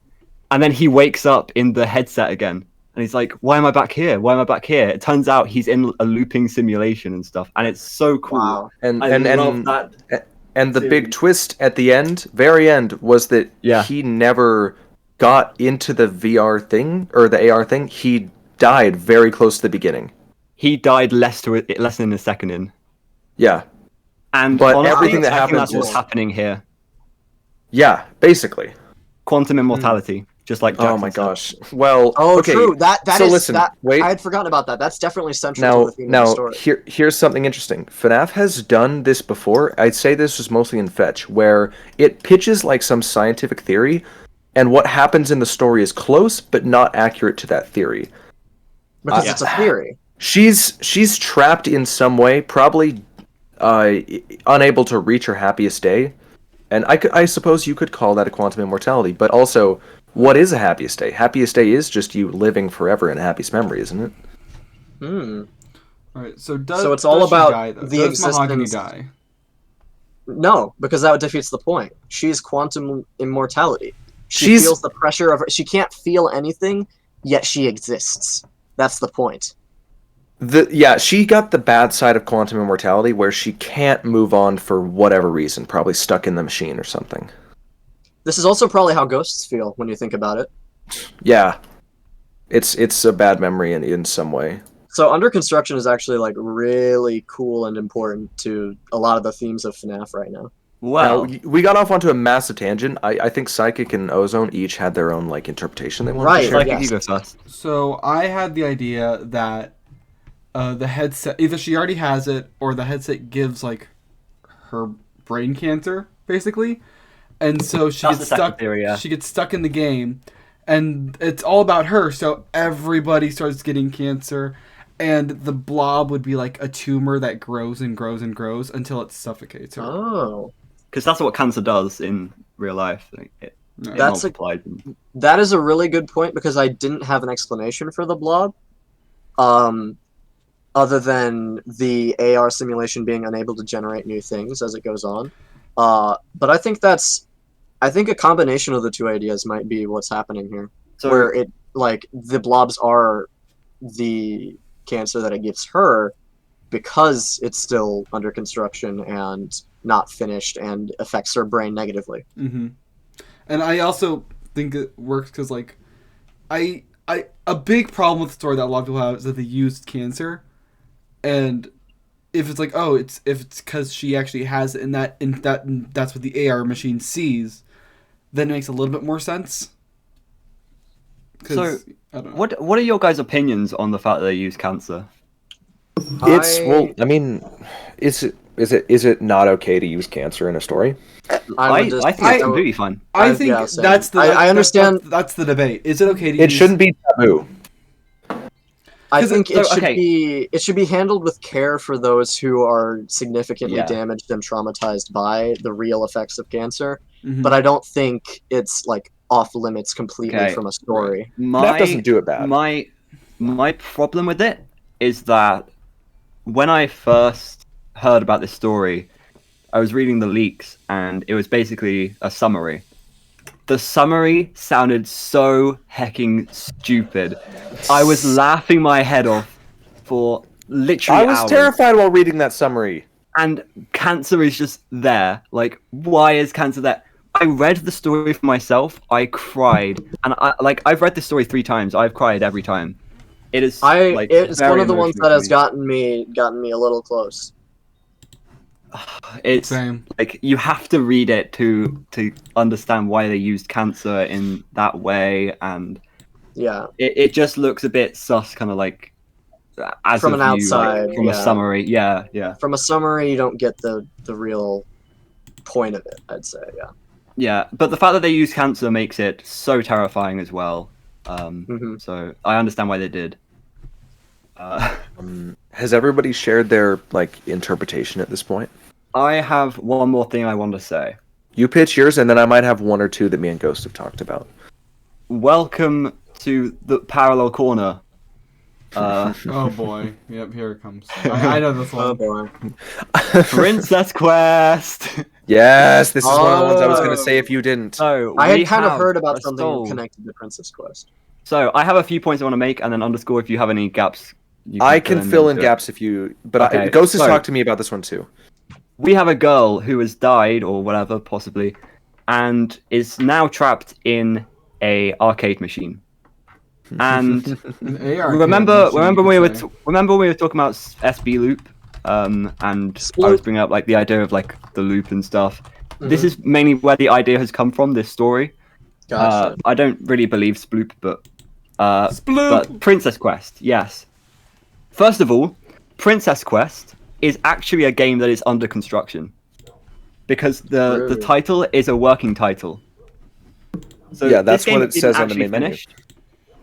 The big blob thing is a big parallel to the Afton conglomeration or whatever. Yeah. There are these smaller little entities that go into this one big entity, and it's ruining Cassidy's happiest day. Princess Quest was her happiest day. Wow. That is very clear. It is a massive parallel. Now I can huge. If you want, or do you have anything else? Because I can explain it from a bit more of a sciencey in terms of memory stuff of what's going on. Well, the other thing I want to say is something that Blazing has, not pointed out, but something that Blazing just said that reminded me is that I think somewhere said it was an A-arcade, and Monty Golf is actually an A-arcade game. Yes, it is an A-arcade. It's like you go into a world and it looks close to reality, but it's just AR, So I'm gonna delve into a bit more of this definitely parallels, but what's going on in Princess Quest specifically is it appears that at least by the time of Princess Quest, Cassidy, the reason she's stuck and can't move on, she's stuck in this loop in Princess Quest. Like what I said for Jessica, she does not have a good memory to go to, as in her happiest day.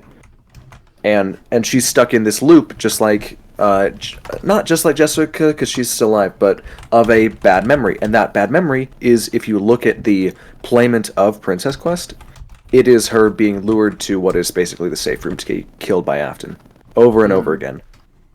She's reliving the MCI, unable to move on because she doesn't have a good memory, until, of course, Gregory comes along and frees her by playing the games. My only question about this whole looping stuff with under construction is, it's a simulation, sure. She's trapped in a simulation, but where exactly does the loop come in? Because the story ends with her being submerged in the blob, not starting over again. So where does the looping idea come from? She could start over again. You don't know. Well, I mean, yes, but she could, like, drive away in a car into the sunset with the blob as they, like, live a happy life together. I don't think a lot could happen. I don't think know. the loop aspect comes from this story. I think it was Okay. But the I think it came simulation from the style Stuck in a Loop does. from Okay. Princess Quest. Yeah, Caught in a Loop is Fair the name enough, of the track in Princess Quest. So Okay. Yeah. Okay. What else was there? Oh yeah, the about other thing this is one? the man that you were talking about, Inky. I just like thought it could be Old Man Consequences or could represent that. Yeah, because Okay. he is also integral to Princess Quest in a way. So we've got, from what I'm seeing, these things can coexist. We have the literal events, which is the whole quantum immortality. She never left the AR machine. Yeah. The game is trying to compensate and everything, and the cancer in her is spreading as the blobs, possibly. And then we have the symbolic meaning, which is Princess Quest metaphor. Yeah. Is that what I'm getting from all this? Yeah. One more thing from Ghost too. He had an alternate pitch as to what's going on, like following her stepping into the machine. It goes down the path of she probably gets some sort of brain cancer, but falls into a coma, is whisked away to the hospital, and is in a coma there. That's why her, like, what she's envisioning in her mind, or is being simulated, or whatever, is people dying. She's in a hospital. People being born. She's in a hospital. The gray. That's a lot of what's going on. She can't Thing see is- color as well anymore. Is she in the hospital for a year or like? I don't know. I'm just saying that a lot of things that happen in her simulation would come from, like, being in a hospital. There's kids being born and people dying everywhere. Ghost, what do you mean by the blob? Cancer? And that could also Blob is cancer. that reminds me of, I don't know if it would be connected in any way. That reminds me of the hospital things in FNaF 4. How memories of a location or being in a location can affect the mental state of, like, a nightmare or a simulation. Like, Michael has the FNaF Yeah. 4 nightmares, but they still have reminiscent features of when the crying child was in the hospital. Exactly, yes. Yeah. I see. Yeah. Case. Alright, so Ghost, you're saying So- the blob would be cancer or a brain tumor? I think that's a good explanation for the blob. Yes, that's exactly what he's The saying. blob from this story. This, not the Not the friggin', blob. not him. It would be when you say yeah. the blob. Yeah, I know. I call There- it the jelly monster. How The weird is jelly it that there are monster. now 3 FNAF creatures you could call the blob? There's the Afton conglomerate, there's this I see. blob, and then there's the blob. There are 3! That is They way really too like many. blobs. Yeah, they really like blobs over there. Way too many. Anyway, one more thing about my opinion on the story that has actually changed in this discussion is, like I said, I sort of had the interpretation as I read it that, like, by the end she was still in the simulation. But originally, I didn't like the abrupt ending where it was a cliffhanger, basically. I was sort of, while I was reading it, I was like, I wonder if it'll end like, and then she took off the headset and got back to her day. That's what I was kind of, like, wanting it to end with. No! But That would have been this so discussion, cool, actually. this discussion has changed my mind on that, especially with the quantum immortality thing. She's embodied that, and I think that means it's a good ending to the story. Okay. That it leaves it like that. About you the looping thing not being what happens to her at the end. She doesn't have to loop, but keep in mind that she's probably going to just keep existing Yes. forever, because she is stuck in what is now like an infinite void of nothingness, but still existing. Yes. Because she can't move on for whatever reason. Probably she's stuck in the game, but she has good terrifying. memories. Oh, yeah, it's it's I hate it so much. Every freaking thing about this story is absolutely bone chilling. Yeah. So Yeah, Like having such realistic AR, Oh being my in that simulation and watching everyone you love die, Oh my and then to God. top it off, the triple whammy, you got being trapped in endless nothingness, being still conscious but unable to see or feel anything. It's literally just horror. In greater ramifications, the arcade has definitely been taken out of the Mega Pizzaplex by security breach. Correct. Oh yeah, they probably saw what happened. It gave this girl a coma They're or like, cancer oh. or what. So yeah, we got to get it out of here. Like either she's just still in there, or like we said, like she was taken to the hospital for being in a coma. Yeah. So for a while, I have been really struggling to pick which story out of these three is my favorite. After this discussion, has to be Under Construction. I don't know. They're all pretty They're good. all I good. love They're all every good. single story. They're all so good. Before this discussion about Under Construction, I would have put it in A or B, but now knowing all these things like more clearly, like it is a simulation, we can point to every aspect and have an explanation for it. Now it's an S. S tier book. S tier book. This is like Absolutely. the best book we've ever Under gotten. Construction scares me the most. Lally's game is the most frustrating, and Frailty's is probably the best overall. That's what I'm saying. If I had to order them, it would be Frailty, even though I love it. Under Construction, because of all this symbolism and the simulation stuff. And at the top is actually Lally's game right now because I love the Cade theory. Cade theory. The Cade theory. Okay. Theory. Boys, Disorder. is it time for the piece de Absolutely. resistance of this book? Yes. Oh. Jurassic Park of FNaF. Come on. What does that even mean? It means the guy runs out, everybody's in carnage, the thing is chasing him, and he goes, seal okay. the door, seal the So door. it's an animatronic, not a dinosaur. Oh, Okay, yeah, no, totally that's got true. that. Yeah, that's what I mean by the Jurassic Park of FNaF. Shoot, yeah, that's exactly what I mean. Clever girl. Okay, so summary for the epilogue. All right, so Dude, we get who wants to? we basically get to see the workers that are building the Mega Pizzaplex that we see in Security Heck yeah. Breach. So basically, there's two groups. There's the construction crew, and then there's the cleanup crew.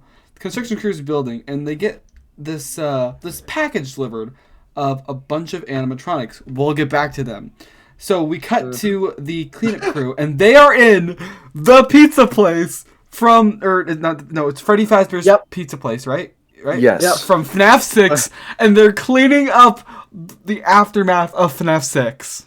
The fire. So here's the thing that I love. Why did I not make that connection? Like it You makes so are much sense. actually crazy. No, like I knew they were in the pizza. I knew they were in the FNAF 6 location, but Wait. for some reason I didn't make the connection that the endoskeletons they're taking out are the FNAF 6 ones. I had a bro moment It's the the only other thing that day makes just sense, like but that. like yeah. I had a bread moment the other day just like that when I didn't realize up until like yesterday that Midnight Motors happens at 12. Okay.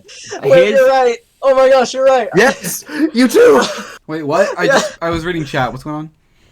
Midnight Motors happens at 12 o'clock at night, and I didn't realize that. It's called Why? midnight. It's midnight. Oh.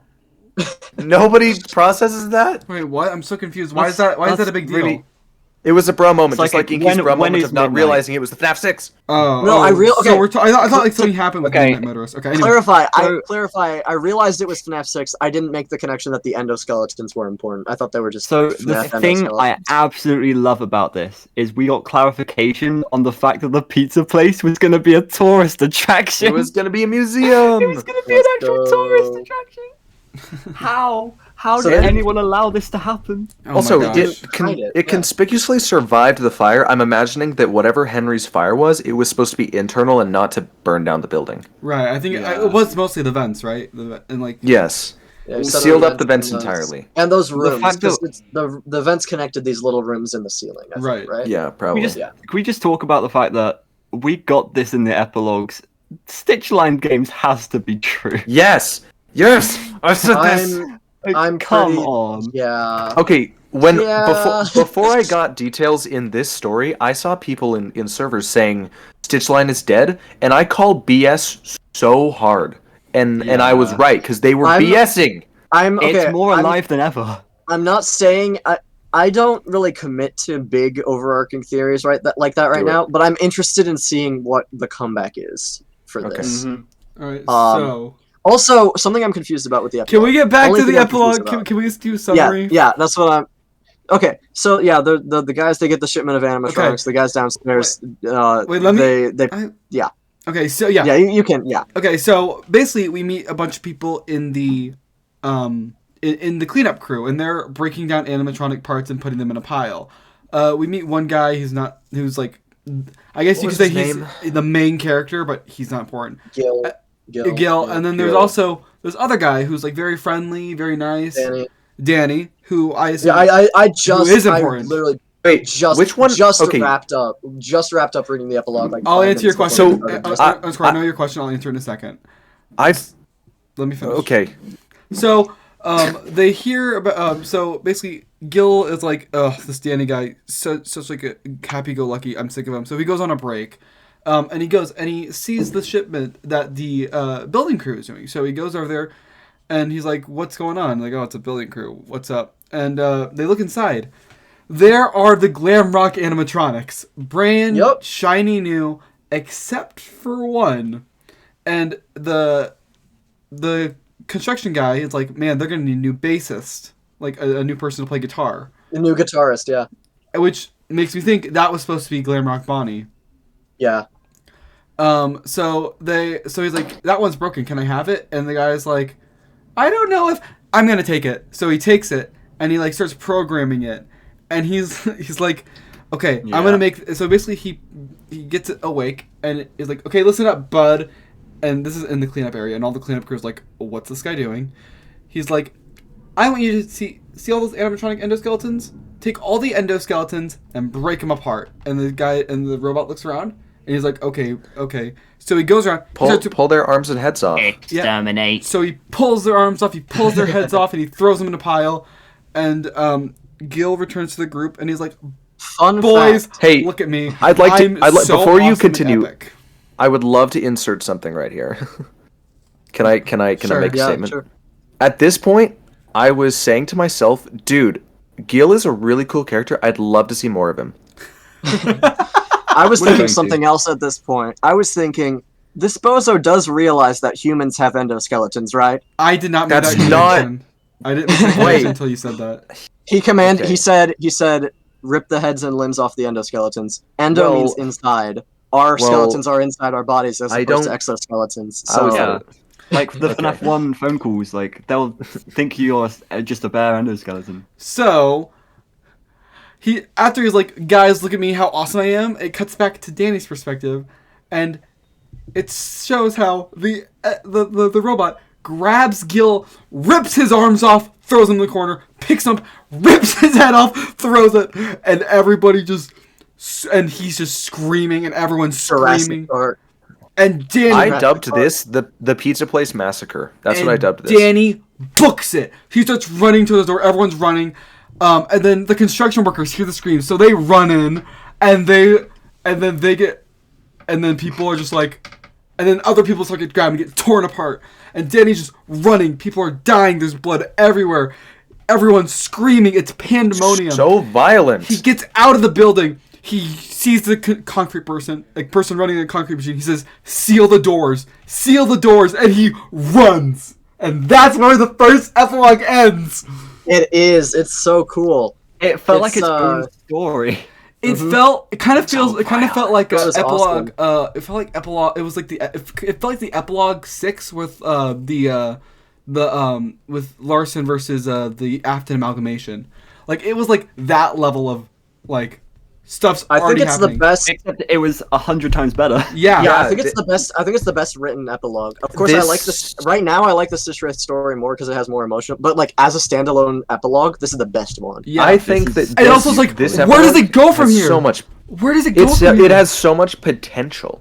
Because Stitch Wraith took a while to get core FNaF related. This is the thick of FNaF right here, right now. Where's it gonna go? Right. Also, and I love that. I love that it's also standalone. We have confirmed 6 more epilogues and probably like 10 more epilogues. Probably. So, the only thing that got me scratching my head in this epilogue is... I can explain a lot about this one. Does this mean that Monty is innocent? Is Monty's name cleared? What do you mean? I if think Bonnie He is says- just keeps coming back. he says, they're gonna need a new guitarist. Right. Meaning, Glamrock Bonnie has already been destroyed before the Pizzaplex is built. No. This No? is Yeah. Another Bonnie. no. Nope. I agree This with is you, Inkyink. not. Well, okay, Ozone. Something I'm not sure of is if the I'm pretty sure it's just an endoskeleton. It is not It has rabbit like in the ears. looking fire. like Glamrock Bonnie. It It has- is fire. It's a rabbit. It's a rabbit. What I'm not sure of is if the other Glamrocks that showed up were their endos or actually just them. Oh wait. Ozone brings up a good Endos. point. This endo did survive a fire, so it's probably Burn Trap. Absolutely, This yeah. this It was is the supposed to be spring. Glamrock Bonnie. It's supposed. It was going to be turned into it. Okay. So Thank you. basically, That's what I was basically wondering. what's happened is what we're assuming is they collected the man in room 1280's body from the FNaF this building actually, but Fazbear Entertainment went and collected the spring body endoskeleton from what was Scrap Trap, and then what we can assume to be retrofitted it with some spring or some Glamrock technology because Yes. Burn Trap's endo looks somewhat like the Glamrocks, and then sent And it out. Hey, so- we're going to use yeah. this as Glamrock Bonnie. So the guy who said they're gonna need a new guitarist, Or they're was just going to need mistaken, another, not a new, another. another. Okay, yeah. I thought I said So a new. he was, yeah. Regardless of what he says, he thought that was like the finished product when it wasn't. Well, he thought that this was going to become Glamrock Bonnie. Because it probably Yes, I know. was. Yes, Right, it was okay. going to until it started So- murdering Yeah, it was people. already a Right. rabbit endo. Yeah. So Fazbear They're Entertainment cheap. cut corners and tried to turn Springtrap into Glamrock Bonnie, but it Yeah, ended yeah, up yeah. just being Burn Why Trap. do we Yes. think? Gotcha. And the remnants of the flesh that is on Burn Trap is. Oh no! Hear me out. The No, remnants no, of I flesh know what that's you're gonna on Burn say. Trap is left over from when they pried the man in room 1280 out of the suit. No, it's so much worse. It's so What? much worse. What? Listen, okay. What does it mean? let's- How does it let's- work? Let's frame Oh my some. gosh. Let's frame perspective. Let's say they seal this thing up, okay, and then it only gets discovered years later when Vanny uncovers it, goes down there. I'm assuming plugs in some glitch trap virus and turns this into what is Burn Trap, right? Yes. Yeah. And it's probably got the costume pieces from whatever that Springtrap costume story is, right? Yep. Do you know where I think they're getting the organics? No. I'm sorry. I'm Inky. struggling to follow just a little bit. Inky, Yes. that thing killed a lot of people, and their bodies are still in there. Yep. Oh yeah. Yep. You like that? You like that? You like that? I You don't like it, but it's good. Well, I have. It definitely makes I- him more creepy and better I character. like it. I like it. Yes. From a lore standpoint, yes, absolutely. From a design Yeah. standpoint, it's a little bit harder for me to reconcile that Of course. the flesh looks attached very basally to the endoskeleton. I bet So he it- would have started growing off of it too, expanding on it. You know? Yeah, I think if it's like Burn Trap Endo trying to rebuild his organic body with the pieces of the people he killed, that's a Ugh. cool concept. I think that would work. Yeah. Ooh. But just And- it's so And bad. as Dr. Fnaffy in the chat points out, it will probably be explained later anyway. Yes. Now, a big point of contention I see for this one is whether you guys or whether people think Glitch Trap is in the endo when it starts killing, or if Glitch Trap gets added to it later and it's He killing gets added, because of I a think. glitch. Not yet. He's not there yet. Not there. I am Vanny- saying he's not there yet either. Vanny introduces him. Not. There's It no is question on that. just Spring Bonnie, but it glitches. That's what we're assuming. Vanny was definitely a part It in did not. making No, Burn Trap, Burn Trap. underscore. I think you're absolutely incorrect there. This is a Bonnie endoskeleton doing exactly what it was told to do. Yep. It's So it didn't glitch. Yeah. It was just No, smart enough 'cause- to know that there were skeletons inside people. Exactly. Mm-hmm. Okay, whatever. So another question is: are all of these endos and the humans that are being piled up? Is that going to become the blob? Oh my gosh. Could be. It could become a part of it. It would explain why the endoskeleton things from FNAF 6, I guess, are in the blob. Well, possibly? Yeah. Well, we've no, never 'cause, if the- seen FNAF 6 that- endos yeah. in the blob. That's a good point. We've seen the AR animatronics. Yeah. Right, yeah. Okay. But you know what? I wouldn't be So, surprised yeah. because it's got to go somewhere. I just think it's not it's not implausible. It's not impossible. It's not implausible. I just don't see a connection yet. Okay. That's Ghost fair. is bringing up the point that the endoskeleton's eyes in this story are not purple, as in Yes. Afton is not in it. They're Very more good yellow point. or orange or something. It was described as orange, yes. Which is annoying, because Spring Bonnie is usually green. Mm-hmm. Yeah, it's green eyes, yeah. But they could have changed its eye color, actually, when And they it's like, retrofitted it's it. really friggin' old anyway. I doubt its color displays are intact at all. So Ghost it's says just- Stage 01 Like a yellow traffic eyes. light. Stage 01, they're yeah. yellow. Okay, well, the thing is, they aren't yellow in the epilogue. Like, I remember I literally finished reading it 5 minutes before this. It was orange. It was explicitly described as orange. Yeah, it doesn't. That one doesn't matter all too much, anyways. Yeah. So what do we think is gonna be some bigger implications from this one that's gonna come about? Where's the next epilogue gonna what? go? Where's it go What from- isn't I think going to we'll see be important? We'll see another perspective, I think. You think so? I think we kind of have to. So we're going to see, like, a bunch of just perspectives of the same Yeah, incident, or, like- like, the thing's going to go forward? So think of it this way: in Phasma Fright, our first epilogue was with Larson, our second was with Grimm, our third was with Dr. Taggart, our fourth was with Jake and Andrew, Jeez. and then all of it came together. I Yes, think it's gonna work eventually like it'll that come again. together, but So you're thinking it's going to do that again, that pattern? Yeah, definitely. how could definitely. something Alright. like this like climax though? Where could this go that would be a big thing like Eleanor It would boss lead into fight, security Afton boss breach. fight? Maybe if I could make a guess underscore, I'd say Vanny introducing Glitch Trap to it. So this Okay. is a good point because this is going to lead into security breach, obviously, because it's It a has prequel to. and it's Yeah. setting up Afton. Where else that's the would thing. it go? No. But this is where I'm going because how does this book series get concluded with like a good ending? Because it can't, surely, because it's going to lead No, into security yeah. breach. It's a prequel, so we already know what happens in Security Because Breach. at the time, Is Stitch it Wraith going to be a was cliffhanger? a because like cliffhanger or at the time, Stitch Wraith wasn't a prequel. It was basically able to do whatever it wanted because it was pretty far past what we'd assumed to be the big ending, FNAF 6 and UCN. Imagine So we get just it- like a huge time skip to after Security Breach. yeah, that's what I was gonna say. Like, imagine this is actually how they progress the story of Security Breach. You could That would be amazing. I you would could see like- some sort of time skip to around maybe when the place is reopened up, unsealed. But that'd be from a Vanessa perspective. Imagine. Okay, first of all, imagine if we see Vanessa in the epilogue. Two, FNAF imagine love if we it. get like they drop a year in the epilogue. Like, oh, it's FNAFy, 2023 or something. FNAFy in the chat says that the story could end with like Gregory arriving at the Pizzaplex, which would be a cool thing. Or Also, whatever he is. Waking up. guys, I think there's huge untapped potential for this that we haven't even talked about yet. We know a lot happens before Security Breach. What source do we know that from? The therapist tapes. What if we get more Yeah. closure on Patient 46? Okay. I sure hope so.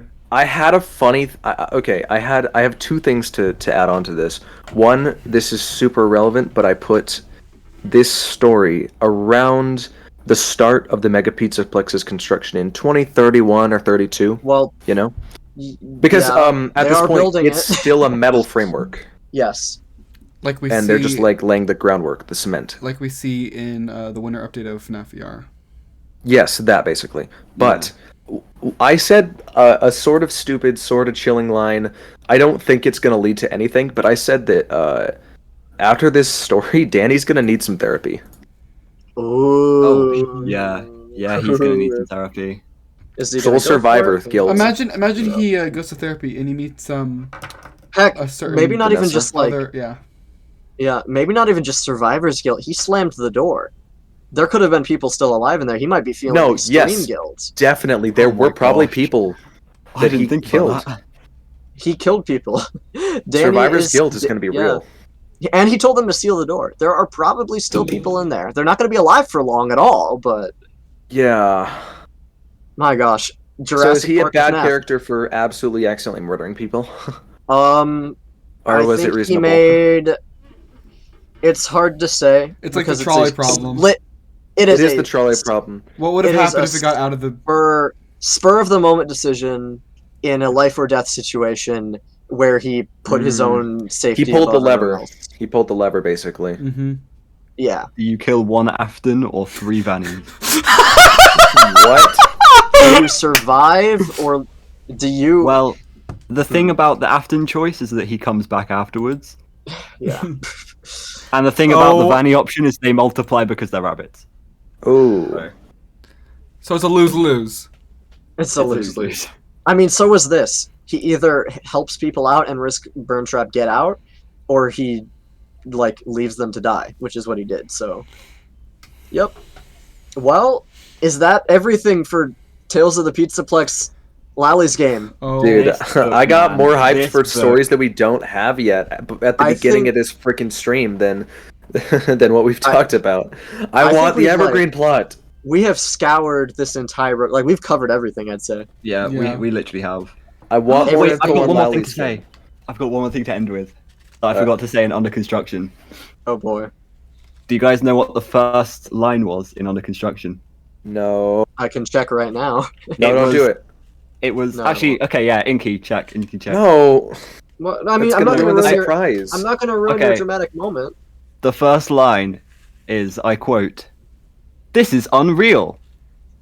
Just shut up. Shut Can up. confirm. I've confirmed this information. That is That's indeed so the first. That's so Oh my stupid. wait, what? No, no, love no. it I so actually like that. The beginning and the end all tie back together. That This okay. This is unreal. actually one. This is the best vague story because it doesn't tell you everything, but it tells you everything.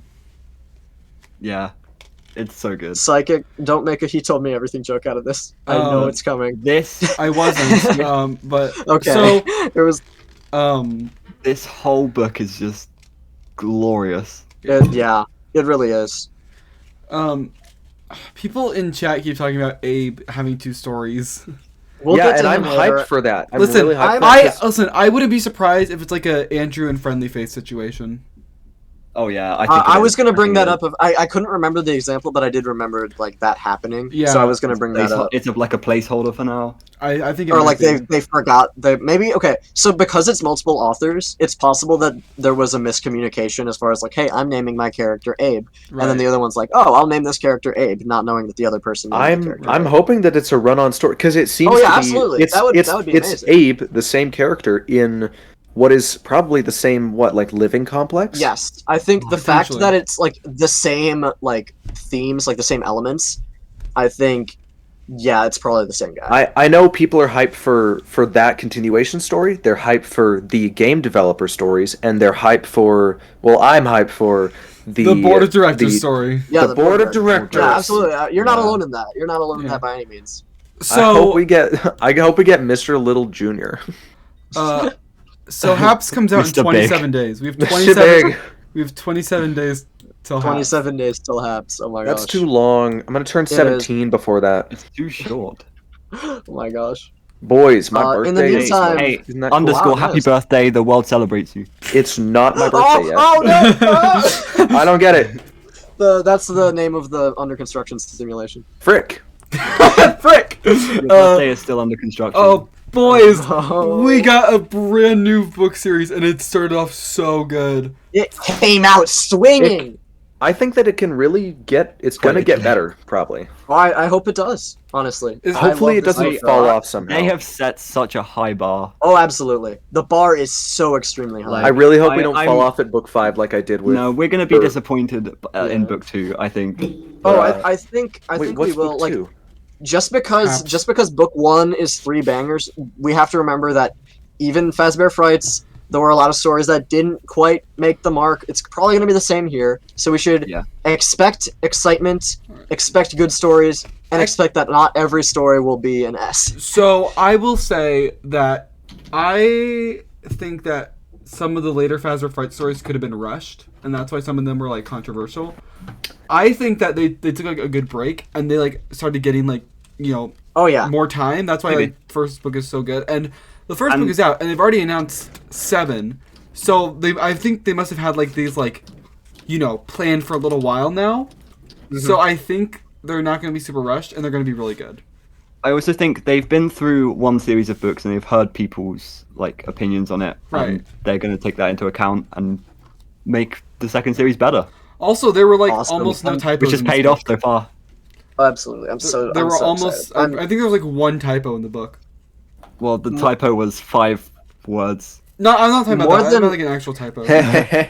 5 words. It's so More funny. than anything, It's not there's like a satisfaction, perfect there's excitement. More than anything, I'm very happy with how this book turned out. Yeah, and Selena spooned Giga Chad. What did you just say? Faz spooning. No, I'm gonna leave. I need a shower, dude.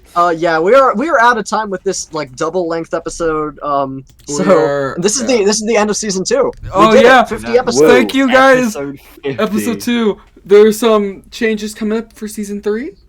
Is Possibly, everybody ready to go back to school?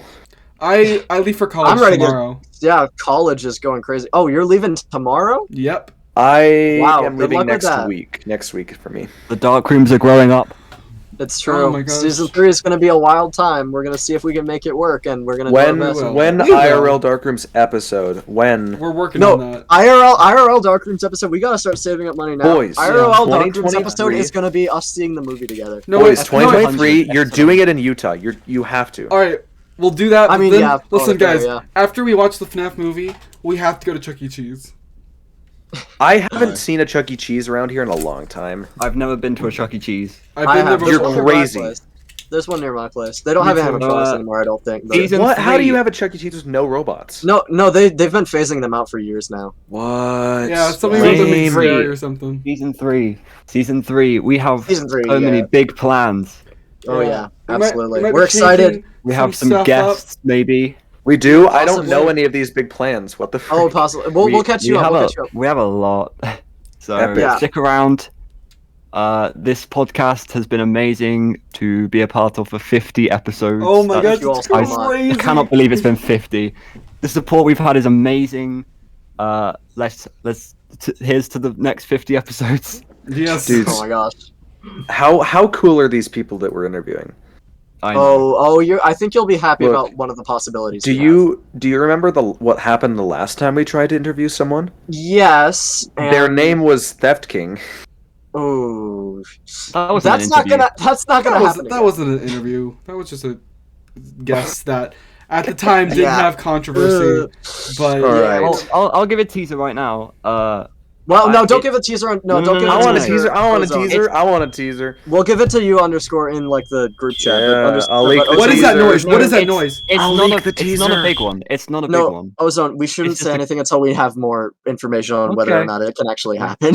Because we don't want to get their Wait. expectations up for Not nothing. that one. It's not. Okay, whatever. I would like to Is it apologize. that one that has I would, failed to go through with? I would No. No, I would not li- yet. No. wait, guys. I would like to apologize to listeners of the podcast. My fire alarm just went off, so if you heard a loud shrieking, that's what that was. I'm sorry. I thought we were the Yes. ones doing the loud shrieking. Is it Mr. Johnny Blocks my favorite? Huh? I mean, Maybe said- we can, Psychic is in a simulation. we can ask if Johnny wants to do another. Johnny, awesome. We need Johnny on He more. is. We have to do the Minnesota. FNaF iceberg. Anyways, we've been dragging this on. Yes, Quite I need a to bit. end this episode before it goes off for a third time because it just went off again. Yeah, this is You're gonna a very die of long carbon episode. monoxide poisoning. Get out. It's not a real fire. I think I'll be fine. Someone's cooking or something. It's a I don't know. simulated fire. No! Oh no. Anyway, Anyways, that is the end of season 2 of the Dark Rooms podcast. I have been Psychic with, Inky. Ozone. _. and we will see you next time for season 3, baby. That's right. It's already confirmed. It's gonna be great. We're gonna have some changes you might see. Might be shaking things up a bit. We probably won't have a huge break between season 2 and 3. Probably like a we week did or for- two or something like that. Yeah, but it's gonna be great. It's gonna be really good. Sponsored by Coils Oils. Sponsored. You know, Yeah. he sells lemons and limes. It's true, he does. Yeah. It's a side job. Anyways, bye everybody. Yes, thank you so much for watching this video. Bye. Check out the script or check out the playlist for more episodes. Subscribe to these 3 lovely people. Subscribe to me if you want to see more Dark Rooms content. And yeah, with that being said, bye-bye. Bye. Bye.